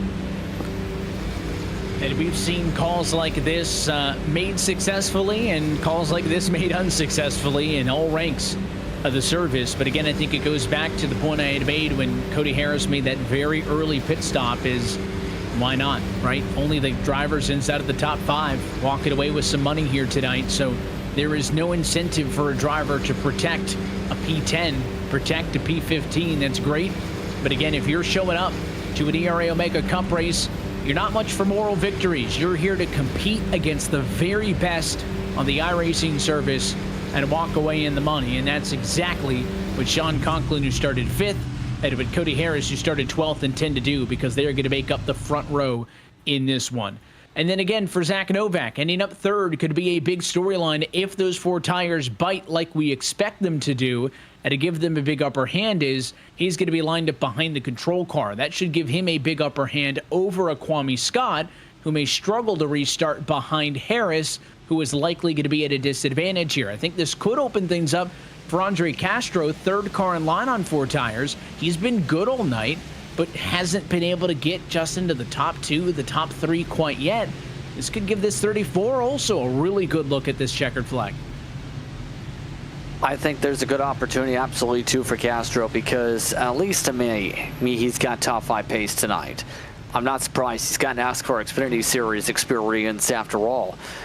It's just going to be, is it that going to become the case? Because you got Matt Bussa, who's going to want positions back. You got Malik Ray, who we know is not afraid to send it 3 wide if it comes down to it.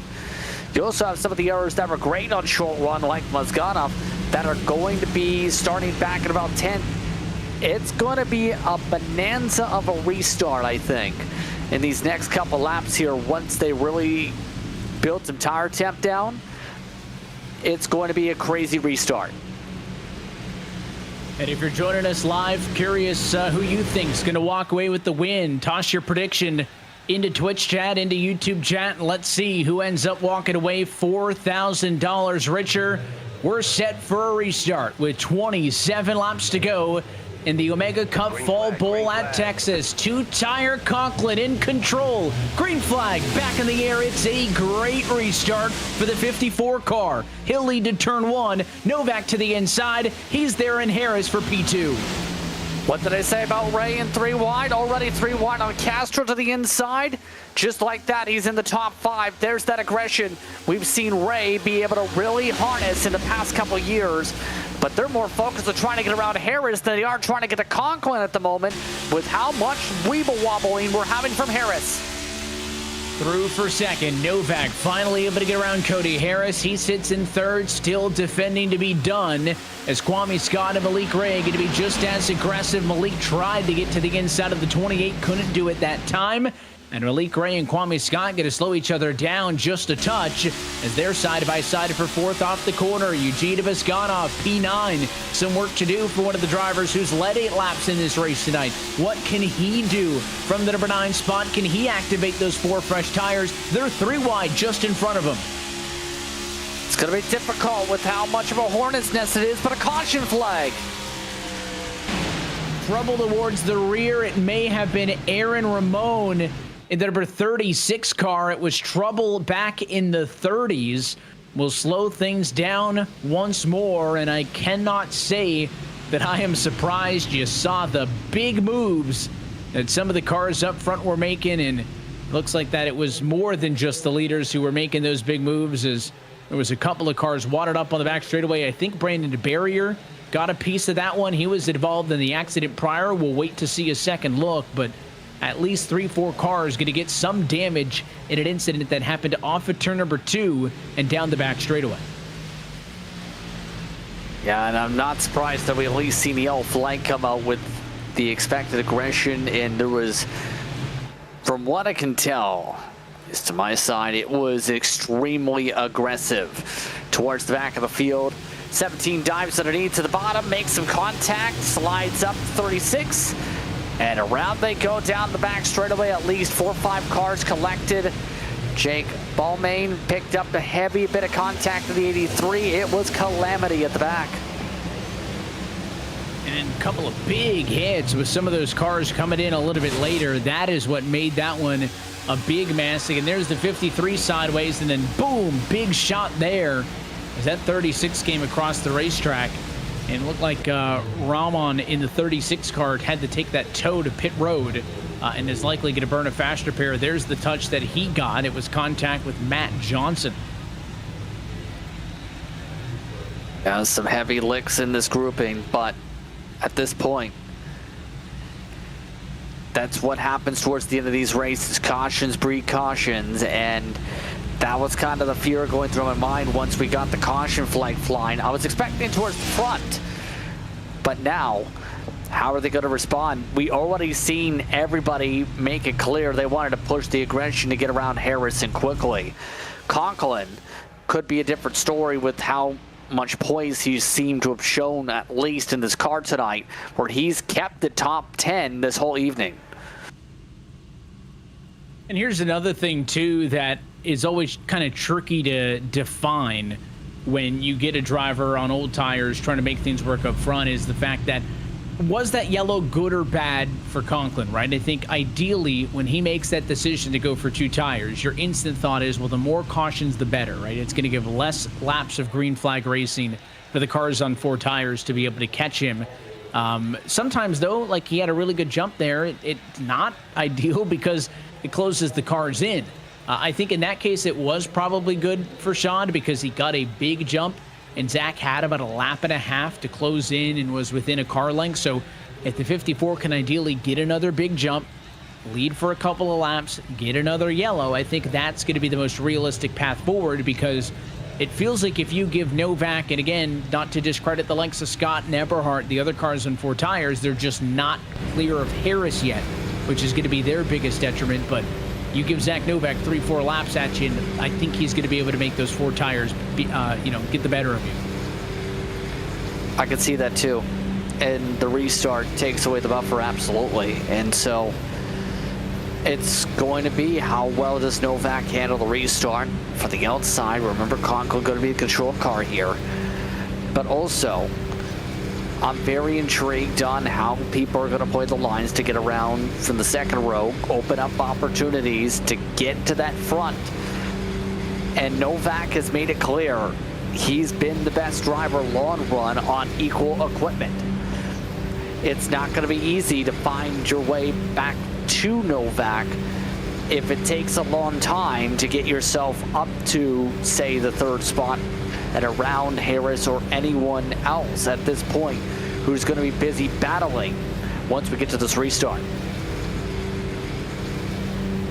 Light's still on the pace car, and now they're off. So, no, light's still on, actually, for the moment. So at least one more lap before these drivers get back underway. Saw the 2x2, thought we were going to go again. It may seem like splitting hairs, but for Sean Conklin, every lap here or there could make a big difference, and those lights should go out this time by. When they do, it means that we'll have 20 laps to go.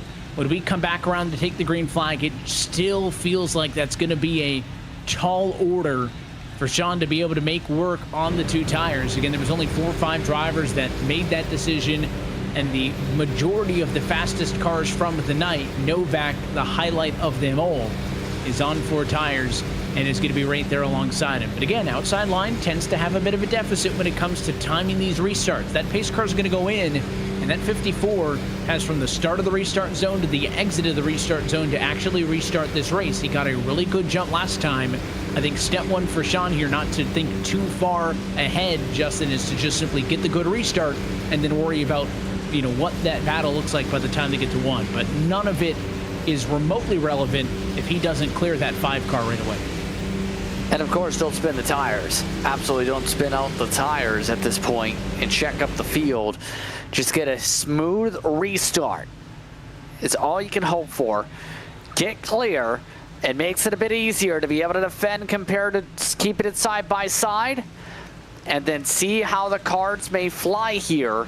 If Novak keeps it side by side for 1 and 2, who knows what's about to happen, and if that happens. Could this be the final restart of the night? It's going to come with 20 laps to go at the Great American Speedway. Conklin on 2 tires, Novak on 4, and the 54 is the control car. Green flag in the air. It's another good jump, but there won't be a challenge for P2. Harris did not launch, 3 wide, couple of rows back from the leader. Conklin trying to milk what is right now a 4-car length advantage, and now Novak's got some company in the form of Kwame Scott. Exactly what Conklin wants to see. Try and see side-by-side racing for a fair bit. Build himself up a buffer. But remember, that second line's been so good off corner exit tonight in 3 and 4. Novak, good power, good movement, good precision to be able to clear. Novak gets clear. Harris still on 2 tires. He now falls back to P6 with Daniel Eberhardt trying to clear him on the outside. That would put Harris out of the top 5 positions, which pay money in this race. He'll stay P5 for the moment now as Daniel Eberhardt is 3 wide with Andre Castro and Matt Busa. Those drivers want to get into the battle for the race lead, but again, they're too busy right now fighting against each other. Conklin at the stripe, 29.736 was his lap time. Zach Novak a 1/10 of a second faster in P2. Clean air, but a spinner. There it goes to the outside. Was it Daniel Eberhardt? It is just 1 car. Now it spins again. There's another caution. And had to bring the caution out. He started slipping and sliding down the track in that aggressive battle for a spot. And my goodness, once again, the aggression levels just becoming high. What did I mention about the land rush to the bottom? This point, land rush to the bottom. There was actually contact behind. On top of that, that pushed Jacob Snyder to the bottom. That was Briar LaPrade making contact with Snyder that caused that chain reaction event. And it involved some of the heavy hitters who I had just mentioned moments prior. We're hoping to get up in the battle for the race win, but we're too busy fighting against each other to be able to make that step forward. And that is unfortunately, again, just desperation. Drivers giving it everything they can and maybe expected. We talked earlier about we saw a clinic for the first, 30 laps of this race. So much consecutive side-by-side racing, 3 wide racing. Doesn't matter the talent level of the guys you got in the field. You put a restart with drivers on different tires inside of 25 to go, and you're going to get some messy stuff. And that first yellow involved cars way back in the 20s and 30s, but that most recent one takes out a lot of your heavy hitters. And again, I have to ask, is that good for Conklin? I think it is, because he had used up, I think, maximized the buffer of his good restart. Novak cleared Scott. We're starting to chip into the lead. Then the yellow comes out. I think that's twice in a row for Sean Conklin where that yellow was timed out exactly how he would have wanted it drawn up. Yeah, I think that's a good point, absolutely, because obviously, cautious precautions, the more that hits, the more it puts the race in his hands because of how he's handled the restarts. And having that control car just gives you that much speed to be able to run away from the rest of the pack each start. If they keep fighting like the way they are each and every restart for second, third, fourth, fifth, it's going to go exactly what Conklin needs it to do for that buffer to maintain itself. You get a caution or two, it might be near difficult to be able to try and get to the 54 unless you time it up perfectly on a restart to take away that advantage. Also browsing through the field to see, again, I don't think there's enough time for everybody deeper in the pack to make a call and try to get tires laid, and I think everybody pretty much in agreement with that. Nobody's coming down pit road. If you're a buffer driver, a Busa, a LaPrade, a Wetz, a Mazganov, again, don't forget LaPrade's on the 2 tires and has been doing a good job of hanging in there. Harris is still P5. I mean, anybody in that top 10 still has a chance to get in the money, if you ask me, because you get another incident like that involves 2-3 cars from the top 5 or so, and you're going to have the opportunity for drivers to make up spots. One other thing we should note that we didn't mention off at the top is this race, Justin, not utilizing the iRacing automated race control system, right? iRacing will still automatically issue penalties, black flags for rule infractions, but the cautions up to the live tower. So they're trying to give these drivers an opportunity, if it is a single car spin or something that is clear of the rest of the field and not a threat to other drivers, to continue green flag racing. So that is one thing to note with some of these yellows, is if iRacing threw the yellow right away, you might maybe fault some drivers slightly more on, you know, how fast they drive through an accident. But again, live race control only when it comes to throwing the yellow flags in this one, is why you're seeing maybe a bit of hesitation on those yellows, trying everything they can to let this race stay green. Yeah, and you don't want a caution going down. I can see if someone's just 45 degrees around and saves it. That's where the argument comes in, where have the race control discretion in case that car does save it. In a lot of these cases, it's been where we've been getting these cautions, multiple car incidents starting to collide with one another, start to build up. You don't want it to where it becomes people trying to floor it to be able to avoid incidents. But at this point, you're coming up to the closing stages. I will say here, Evan, you need to make the smart moves. You need to make the right moves if you want a chance. You're not going to have a chance if you get involved in an incident, put yourself in the 20s, compared to those who have just kept it clean all night in the top 10. And if you're just joining us and maybe haven't been with us in the past for other races in this eRacing Association Omega Cup, we've been doing this since the inaugural Winter Bowl back in December of 2020. 4 big races a year. We've been to big tracks, little tracks, and everything in between. And in this first trip to Texas Motor Speedway, another $5,000 on the line tonight. Literally tens of thousands of dollars in prize money has been given out over the course of this series history, making it one of the most prestigious in the private league type and tournament style racing on the iRacing service. And that is why you see the big names from some of iRacing's top levels competing, is because everybody knows what it means to win an ERA Omega Cup race and how good it feels to cash the check if you're in victory lane at the end of the night. Let's do it again. 13 laps to go. Conklin trying to nail another restart. He's the control car on the inside of the front row. Next to Zach Novak. Into the restart zone. Green flag in the air. It's a healthy jump for the 54. Scott to the inside of Novak. That battle for P2 is big. Conklin needs them to stay side by side. How long they stay side by side, though, is going to be a big question. Scott had a bit of a better restart to be able to build up the run, but remember, Novak's prime position, exit 3 and 4 to get himself clear and then chip away at the gap. Looks like this time, Scott, a lot better of a run to keep it alongside of the numbers.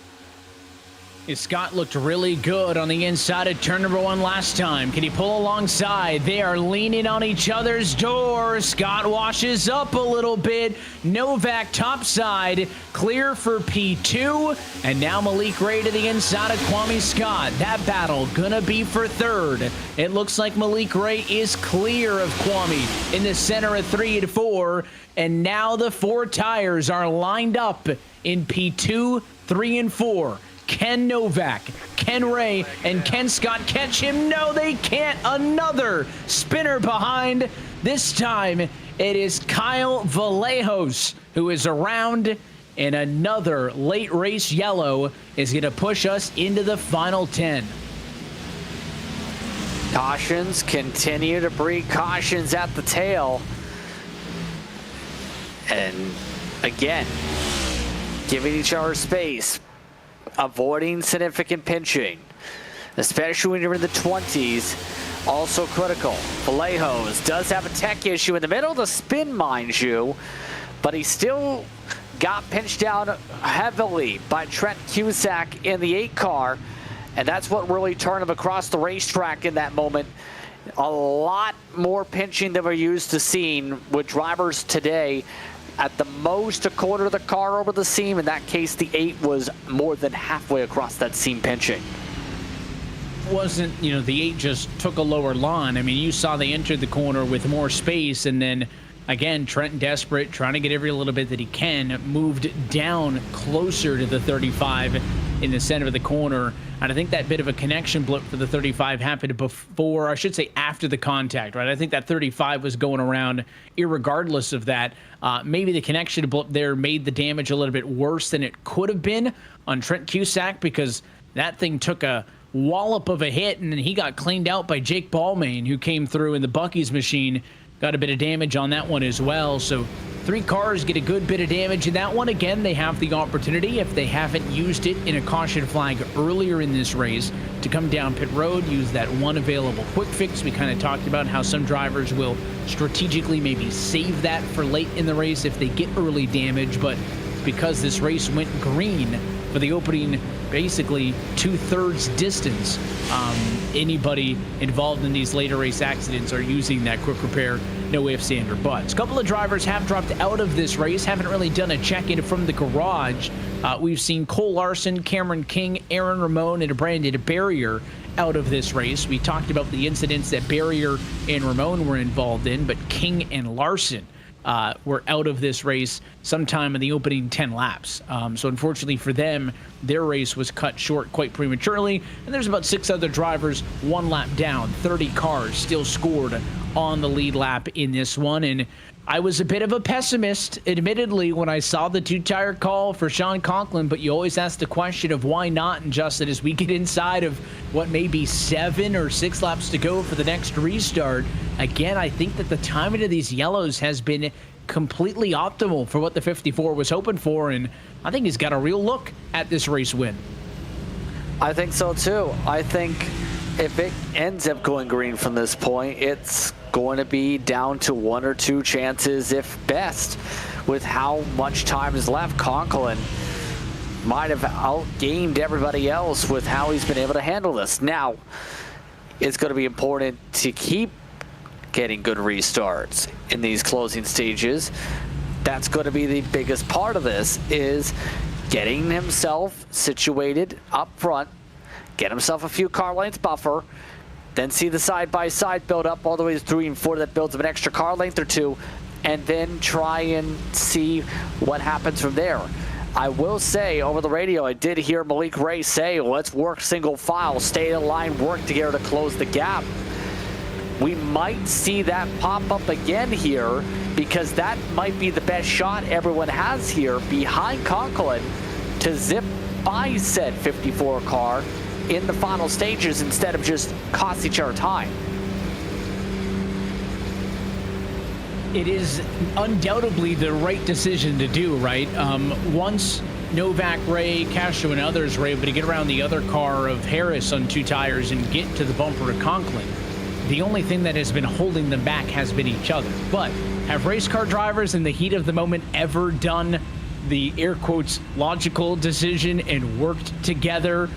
Not likely, right? So I'm a little bit skeptical. Malik's absolutely right. I think that's a great decision, but nobody wants to, you know, be the second guy to take a crack at the $4,000 top spot. They all want to be the first person to get to Sean, and I think that in part is going to make it maybe unlikely that they work together, but I've been wrong before. Curious to see how this one will play out. And if you're joining us and want to get involved in the next time this ERA Omega Cup is on track, you could absolutely do so. Go to eragaming.gg for more information. That's where you could find the place to sign up for the Omega Cup here on the iRacing service, but they do far more than just that. They host a Fiesta Cup event for participants of maybe a slightly younger age on the Mario Kart platform. They've been doing some other things on some other arcade racing titles as well. So if you want to compete in this Omega Cup or explore what else is happening in the world of the eRacing Association, all of that can be found at eragaming.gg. It'll be 6 laps to go this time by. Worth noting, if we get to the white flag in this race is official no matter what happens. If we get another yellow, I think we're likely talking about maybe pushing this race to overtime, and we'll talk about those scenarios and how that may play out when we get to that point. To reset your running order, front row, inside is Conklin on the 2 tires. To the outside is Novak on 4. Row number 2, Malik Ray to the inside, Andre Castro to the outside. They both have 4 tires as well. The field fires on the mark of the number 54 car with 6 laps to go. Green flag in the air. Good jump, and here comes Malik Ray looking to the inside. He's got a big run for P2. But again, the squeeze is on from the outside. Novak just has gotten that right every time. Force the driver to lift below, then get the run for the straightaway to be able to get clear here by exit of 4 or right now.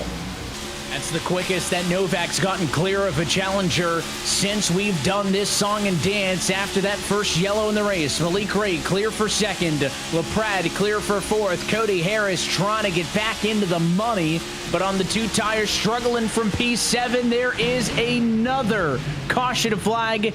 It is Daniel Eberhardt, who was one of the drivers who was flirting with a top running spot, had a lot of speed earlier on in this race, and unfortunately, I think was caught in a 3 wide gone wrong, and this may indeed push us to the end of scheduled distance. We'll have to watch and look. There it is, Justin, and he's on the outside line of this, or he's on the inside, I should say. They all come together, and he was the odd man out who got turned. It looked like the 13 spun further down the road. That was Yakov Kursanov.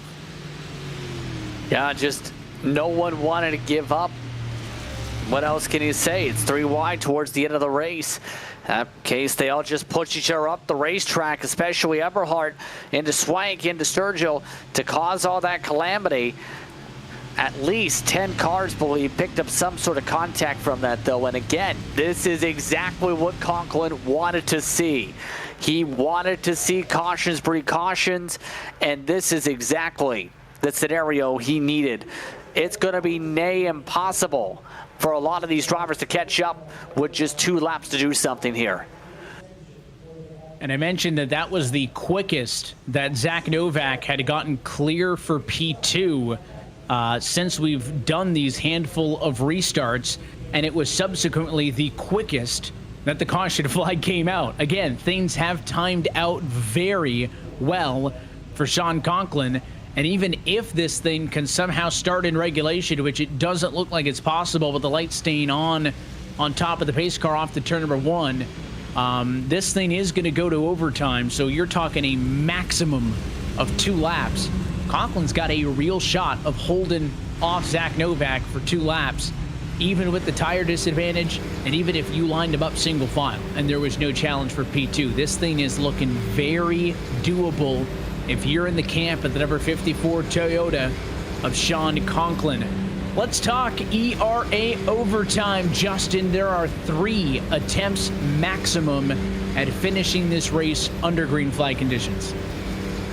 And if we take the white flag, the race goes straight up to the checker flag. If we get a caution flag for the white flag, it ends up sending up another green-white checkered attempt. In our words, it's quite simple. Just get to the white flag, right? And for Conklin, he's in the driver's seat, literally and figuratively, on how this race can play out for him. Just needs good restarts, needs to be able to keep the tires underneath, don't slide up, don't make any mistakes. And he's in a great spot to try and win this race. For everybody else, it's the matter of, do they behave long enough for us to get to the white flag? That's going to be a big question, with it being caution precaution for the past 20 or so laps. Lights on top of the pace car stay on. Again, that is simply semantics at this point. We already know we're going to be headed to overtime, so all this does is, what was that last lap? Look, about 1 minute and 35 seconds to do a lap under caution, so that just means it's an extra 1 minute and 35 seconds for Sean Conklin to think about all the what-ifs on how this can go wrong, and an extra 1 minute and 35 seconds for Zach Novak and P2 to brainstorm on what he can do differently that he has yet to be able to figure out. Now, when Conklin did that very first restart just outside of, 25 laps to go or whatever, he got a mammoth restart. I mean, he was 7-8 car lengths clear. He has not had restarts to that effect yet, and since then, but even the 3-car length, 4-car length gap that he's been getting, coupled with the fact that Malik Ray has been up and on the wheel and antsy to follow him through, that has been enough. So if you're Novak, aside from just blindly guessing and trying to fire off at the same time as that 54, I don't know what he can do here, Justin, that he hasn't already tried. And he can't just blindly guess it either, because the instant system works where in the restart zones, if you accelerate before the leader, you get a black flag. You can't accelerate before the leader. It's going to be, how good is your spotter? How much can your spotter help you? Scott R. Taylor's on the spotter stand tonight for Novak. How much can he help you time it up just right? And even then, when you hear that going for the motor, by that point, you're talking about enough of a distance to get a car length ahead, just about, with what we've seen so far. It's not easy to time it up right unless you take a lucky guess, but also have it to where you don't jump before the leader. You end up reading the mind of the leader almost. Sean Conklin is in search of his first win in the ERA Omega Cup. So is Zach Novak. Malik Ray looking for a little bit of different history. Try to become only the second driver in series history to win back-to-back feature races. Brian LaPrade, he's been here. He's done that. He won the FallBowl last year, but we did it on the short track in Martinsville, Virginia. So you got a pair of no-time winners on the front row looking to make history, and you got a pair of previous race winners on row number 2 looking to add to the history in their own right. It'll be attempt number 1 of 3 at ERA Overtime. You get to the white flag. This race is official. A caution before that point means we stop and line them up again. Here we go. Conklin has to wait for the blue restart zone, pitted on the inside of the racetrack. We go on his decision. Green flag in the air. It's a good jump again. He's clear. Half a car length only, though. But Malik Ray to the inside of Novak. Will that hold up the 5-car? Nearly got the timing right. Novak seems to try and get the pinch down. This is exactly, again, the start Conklin needed to be able to pull away. They're getting uber aggressive for second. Big touch, Malik Ray. Now he tries to block to the inside. 3 wide behind them with Casto to the inside of the racetrack. But can Conklin reach the white flag to make this race official? Zach Novak is hunting him. It's 3 car lengths. It's going to be difficult right now. He needs perfect runs here as they're busy battling for third. Novak may need to get the bumper out if he is willing to do that. Still too big of a buffer to do that, though, as they crash behind. Crashing behind. Money paid out to the top 5 spots, but all eyes on P1. Novak tried to wind it up for the run on corner exit, but he wasn't able to do it. Sean Conklin, a first-time Omega Cup winner, makes the 2-tire call work for his first ERA win, as they wadded him up to the start-finish line behind him. What a gutsy call by Sean Conklin. It was a bold call, but I'm not surprised someone like Conklin pulled it off. He's got the experience to be able to pull off races like this. Tonight, he just played the restarts perfectly each and every time, and with the race trending the way it did, it played perfectly into Conklin's hands. And he celebrates on the front straightaway as the latest driver to join the prestigious list of race winners in the history of the eRacing Association Omega Cup. Sean Conklin is your 2024 FallBowl winner. And the highlight of all that is he is walking away tonight with a $4,000 prize. We'll get his reaction and more on the backside. Here's a second look at some of the other chaos as those leaders pulled away for the grand prize on the line. This was the battle, Justin, for 3rd, 4th, and 5th, which still had a couple $100 hanging in the balance. Yeah, they were starting to get very physical. Castro having to block multiple lines. He did not want to give up 3rd.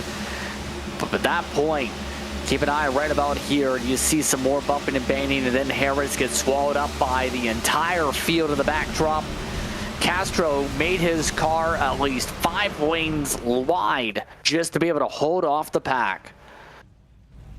Impressive stuff for Sean Conklin. We'll get his reaction and more in just a moment. First, let's take a look at your full race results. Conklin gets the win. He walks away with the $4,000 prize. It is a P2 finish for Zach Novak. He'll still be rewarded with a $500 check. Third place, Andre Castro. That was the highest we saw him all night. He'll get $200. Fourth place finisher Malik Ray gets $150.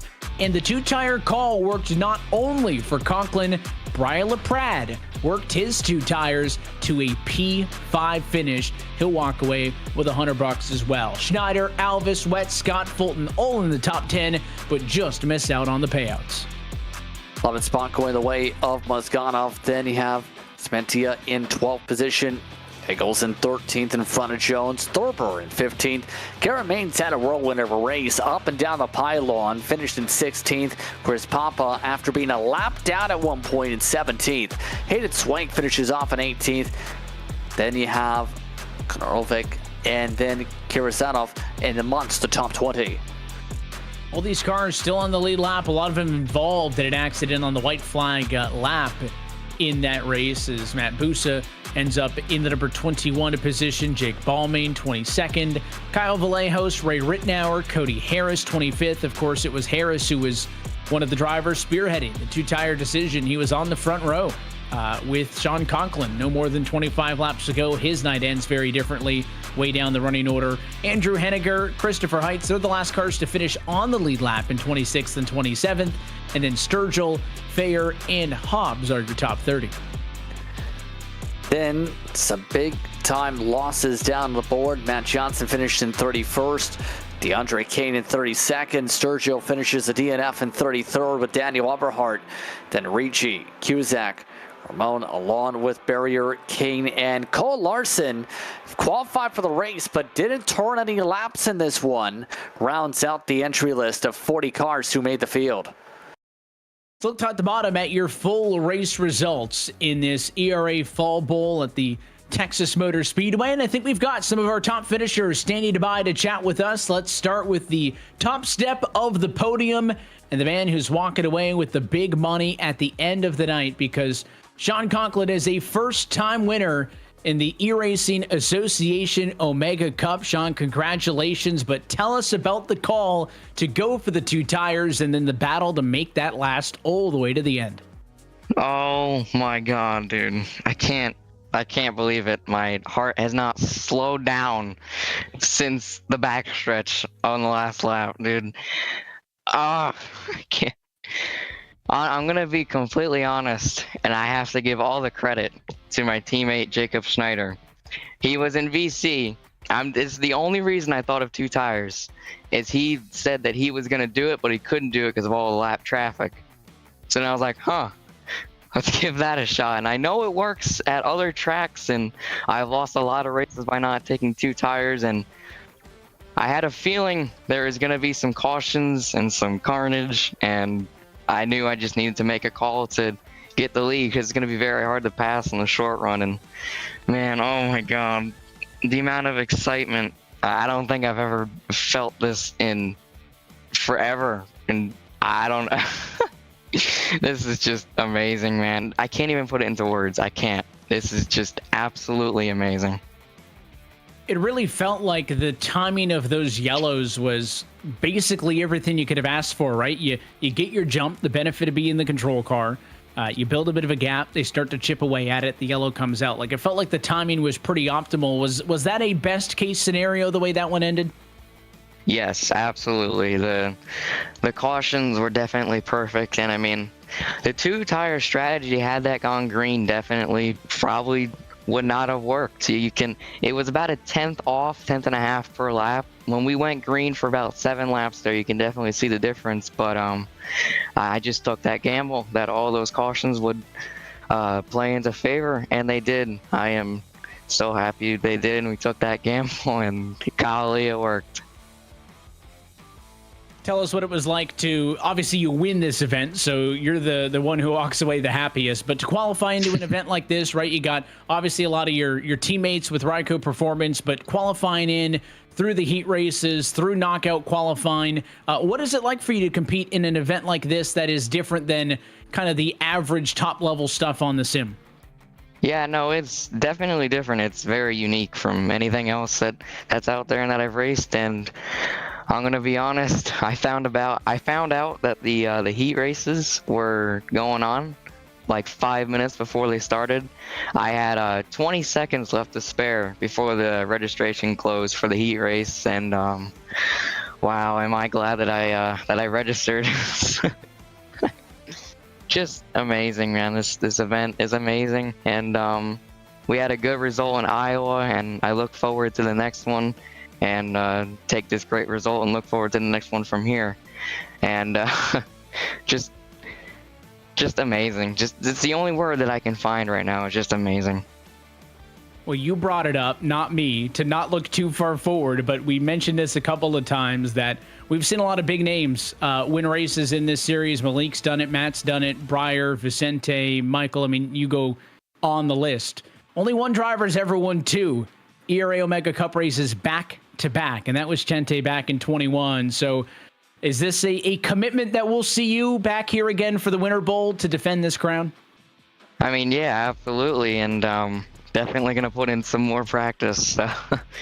Just try not to hop in 5 minutes before and go at it. But yeah, definitely looking forward to the next one. I mean, I never thought I'd win one of these. I never thought I'd win any big event on here, just at least for a few years. Just it's been a slump. It's been a pretty big slump. We've had some highs and a lot of lows recently, and this is one heck of a high, man. This is incredible. You mentioned some of the teammates with you in the voice chat. Before we let you get out of here, who do you want to say hi to for this win? I just want to say hi to my dad that is watching upstairs right now, who came down just as excited as ever. We started celebrating. I want to give a shout out to my friend, longtime friend I've always raced with, Preston DeMello.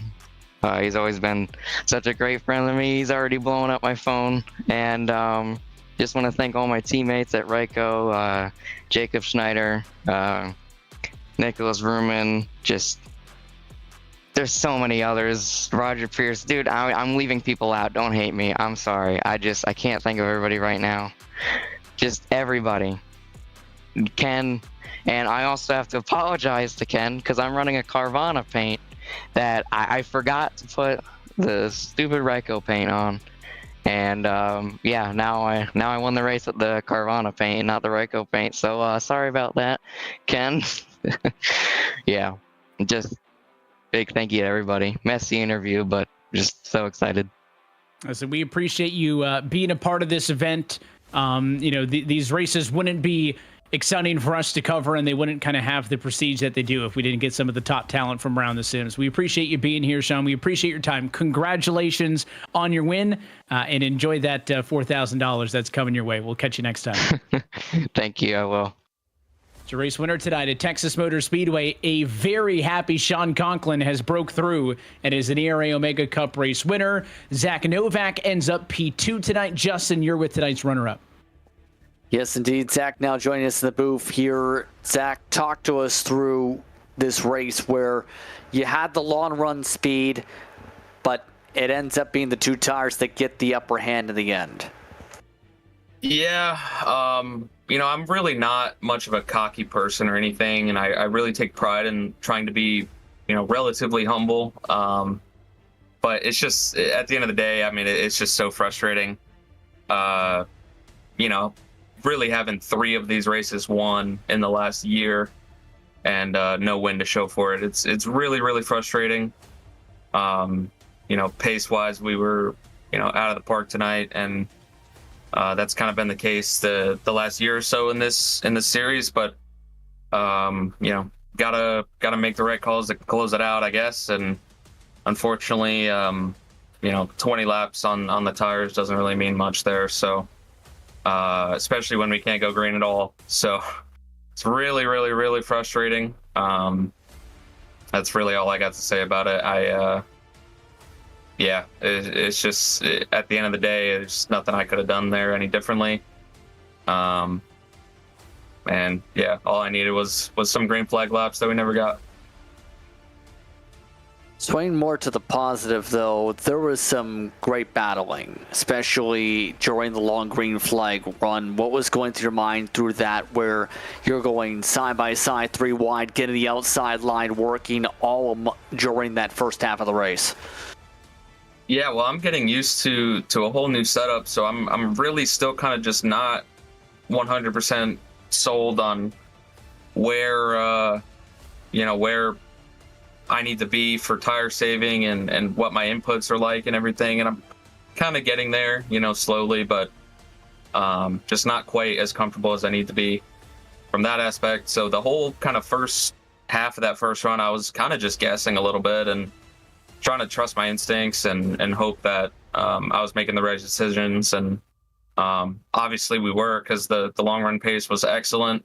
I thought Matt was going to come get us there at the end of that, but I never fell off. I really don't know how, but I just had a crazy amount of grip, and I was really happy with the car. Just again, not much I can do there at the end, unfortunately, and just $3,000 or however much down the drain. But again, what can you do? So, an interesting note you mentioned on the setup, just out of curiosity, what's that new setup like, and how has that adjustment period now been? Of course, coming into a big race like this tonight with a brand new rig setup, it sounds like.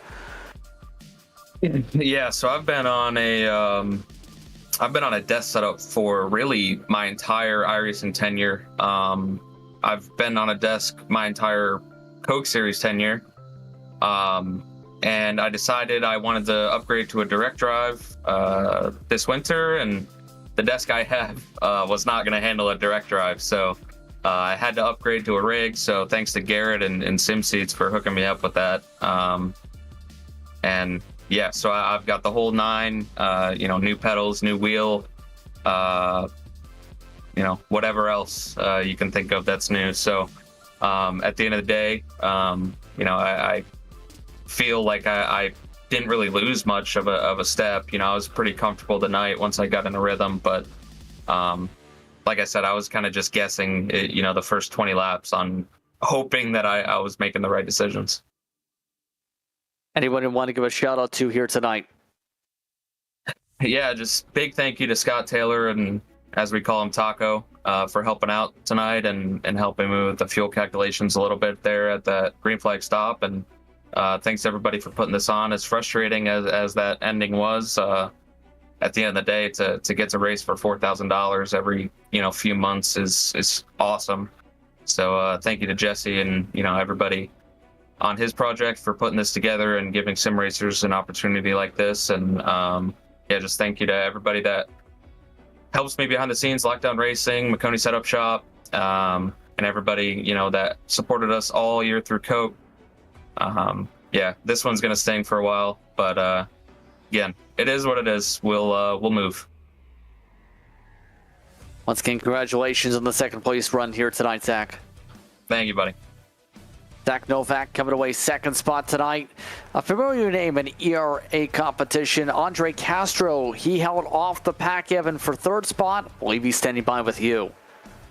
That's right. We're down trackside with tonight's third place finisher, Andre Castro. And Andre, first off, congratulations. I mean, a great result for you.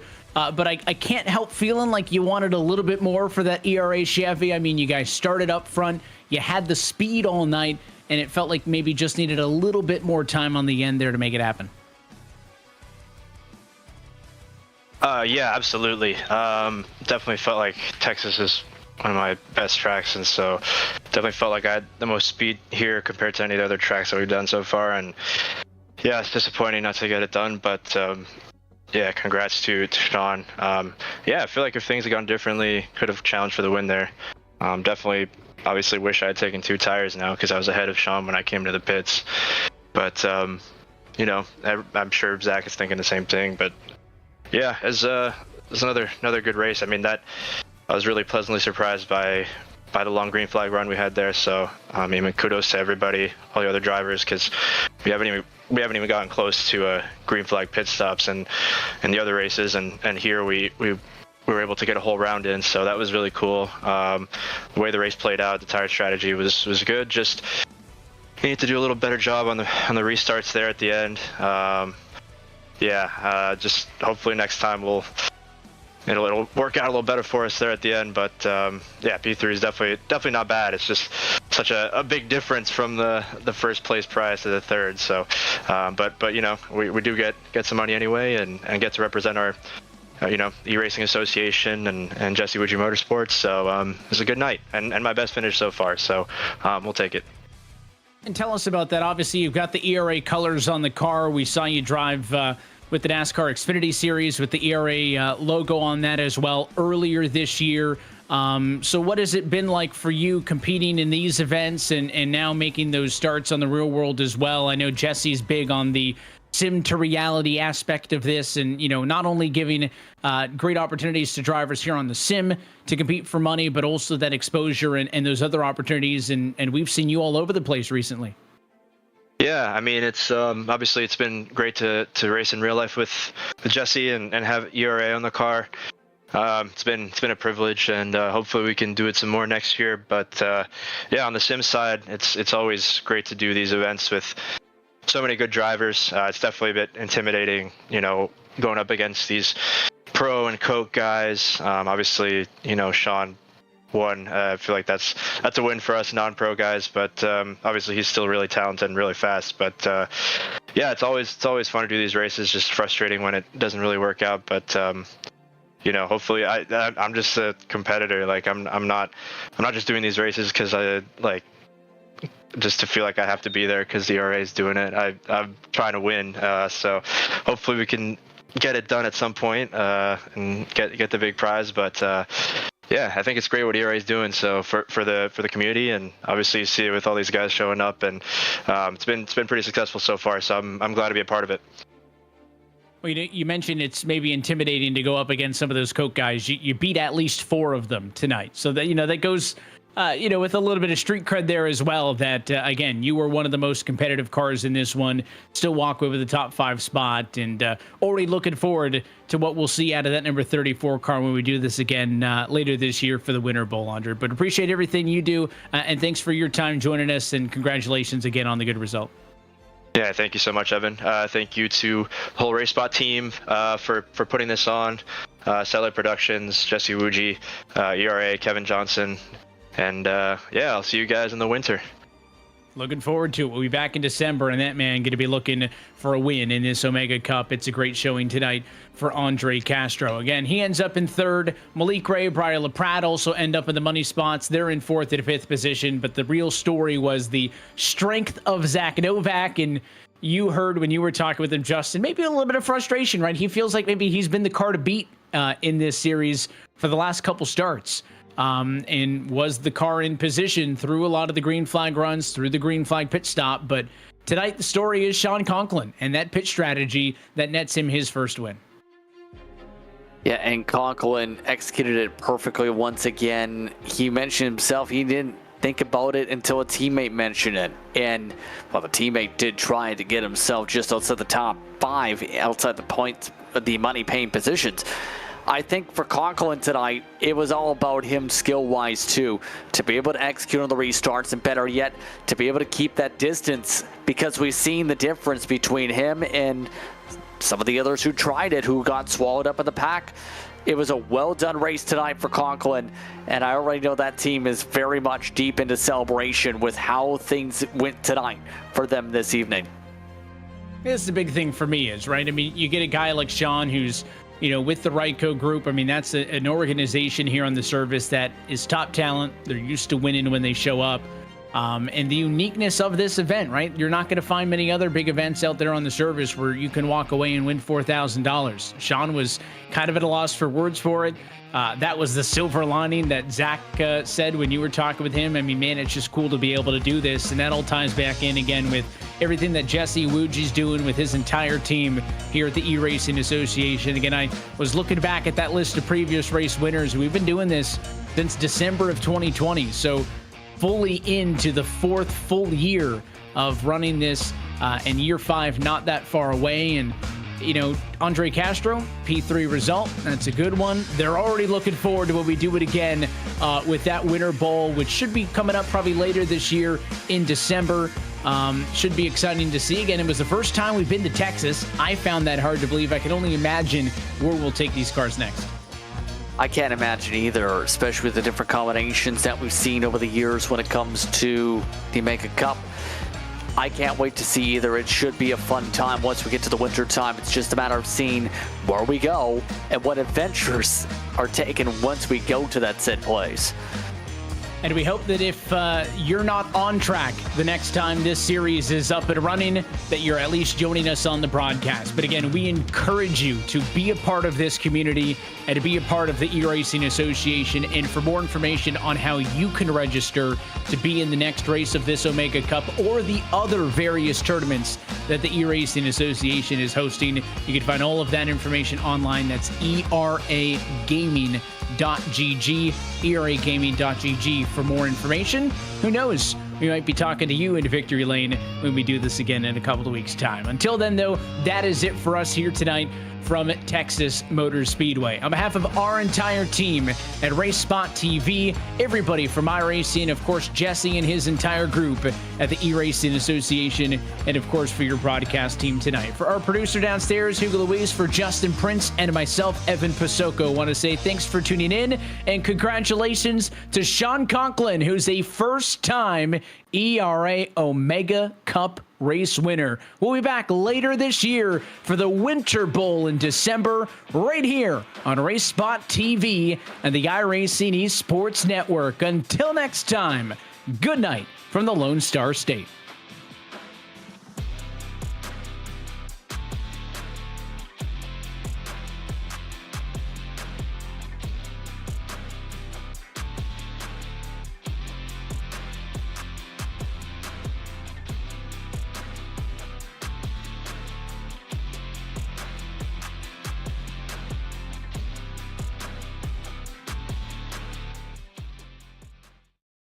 Sim Racers, welcome to the eRacing Association, where you have the chance to win $5,000 in one of the best tournaments in all of sim racing.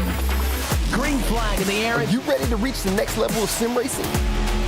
The eRacing Association's epic Omega Cup Series lets you win big. Racing with ERA lets you compete for huge cash prizes, get exclusive merch, exclusive sim hardware pricing, and potentially turn your virtual dreams into reality. Feel the rush as you race door to door against sim racers just like yourself, all from the comfort of your own home. Straight away, they're into the... Oh, they're wrecking! They're wrecking! Join now to get your membership and experience all of the excitement that the eRacing Association has to offer at www.eragaming.gg. Celebration, he hangs on.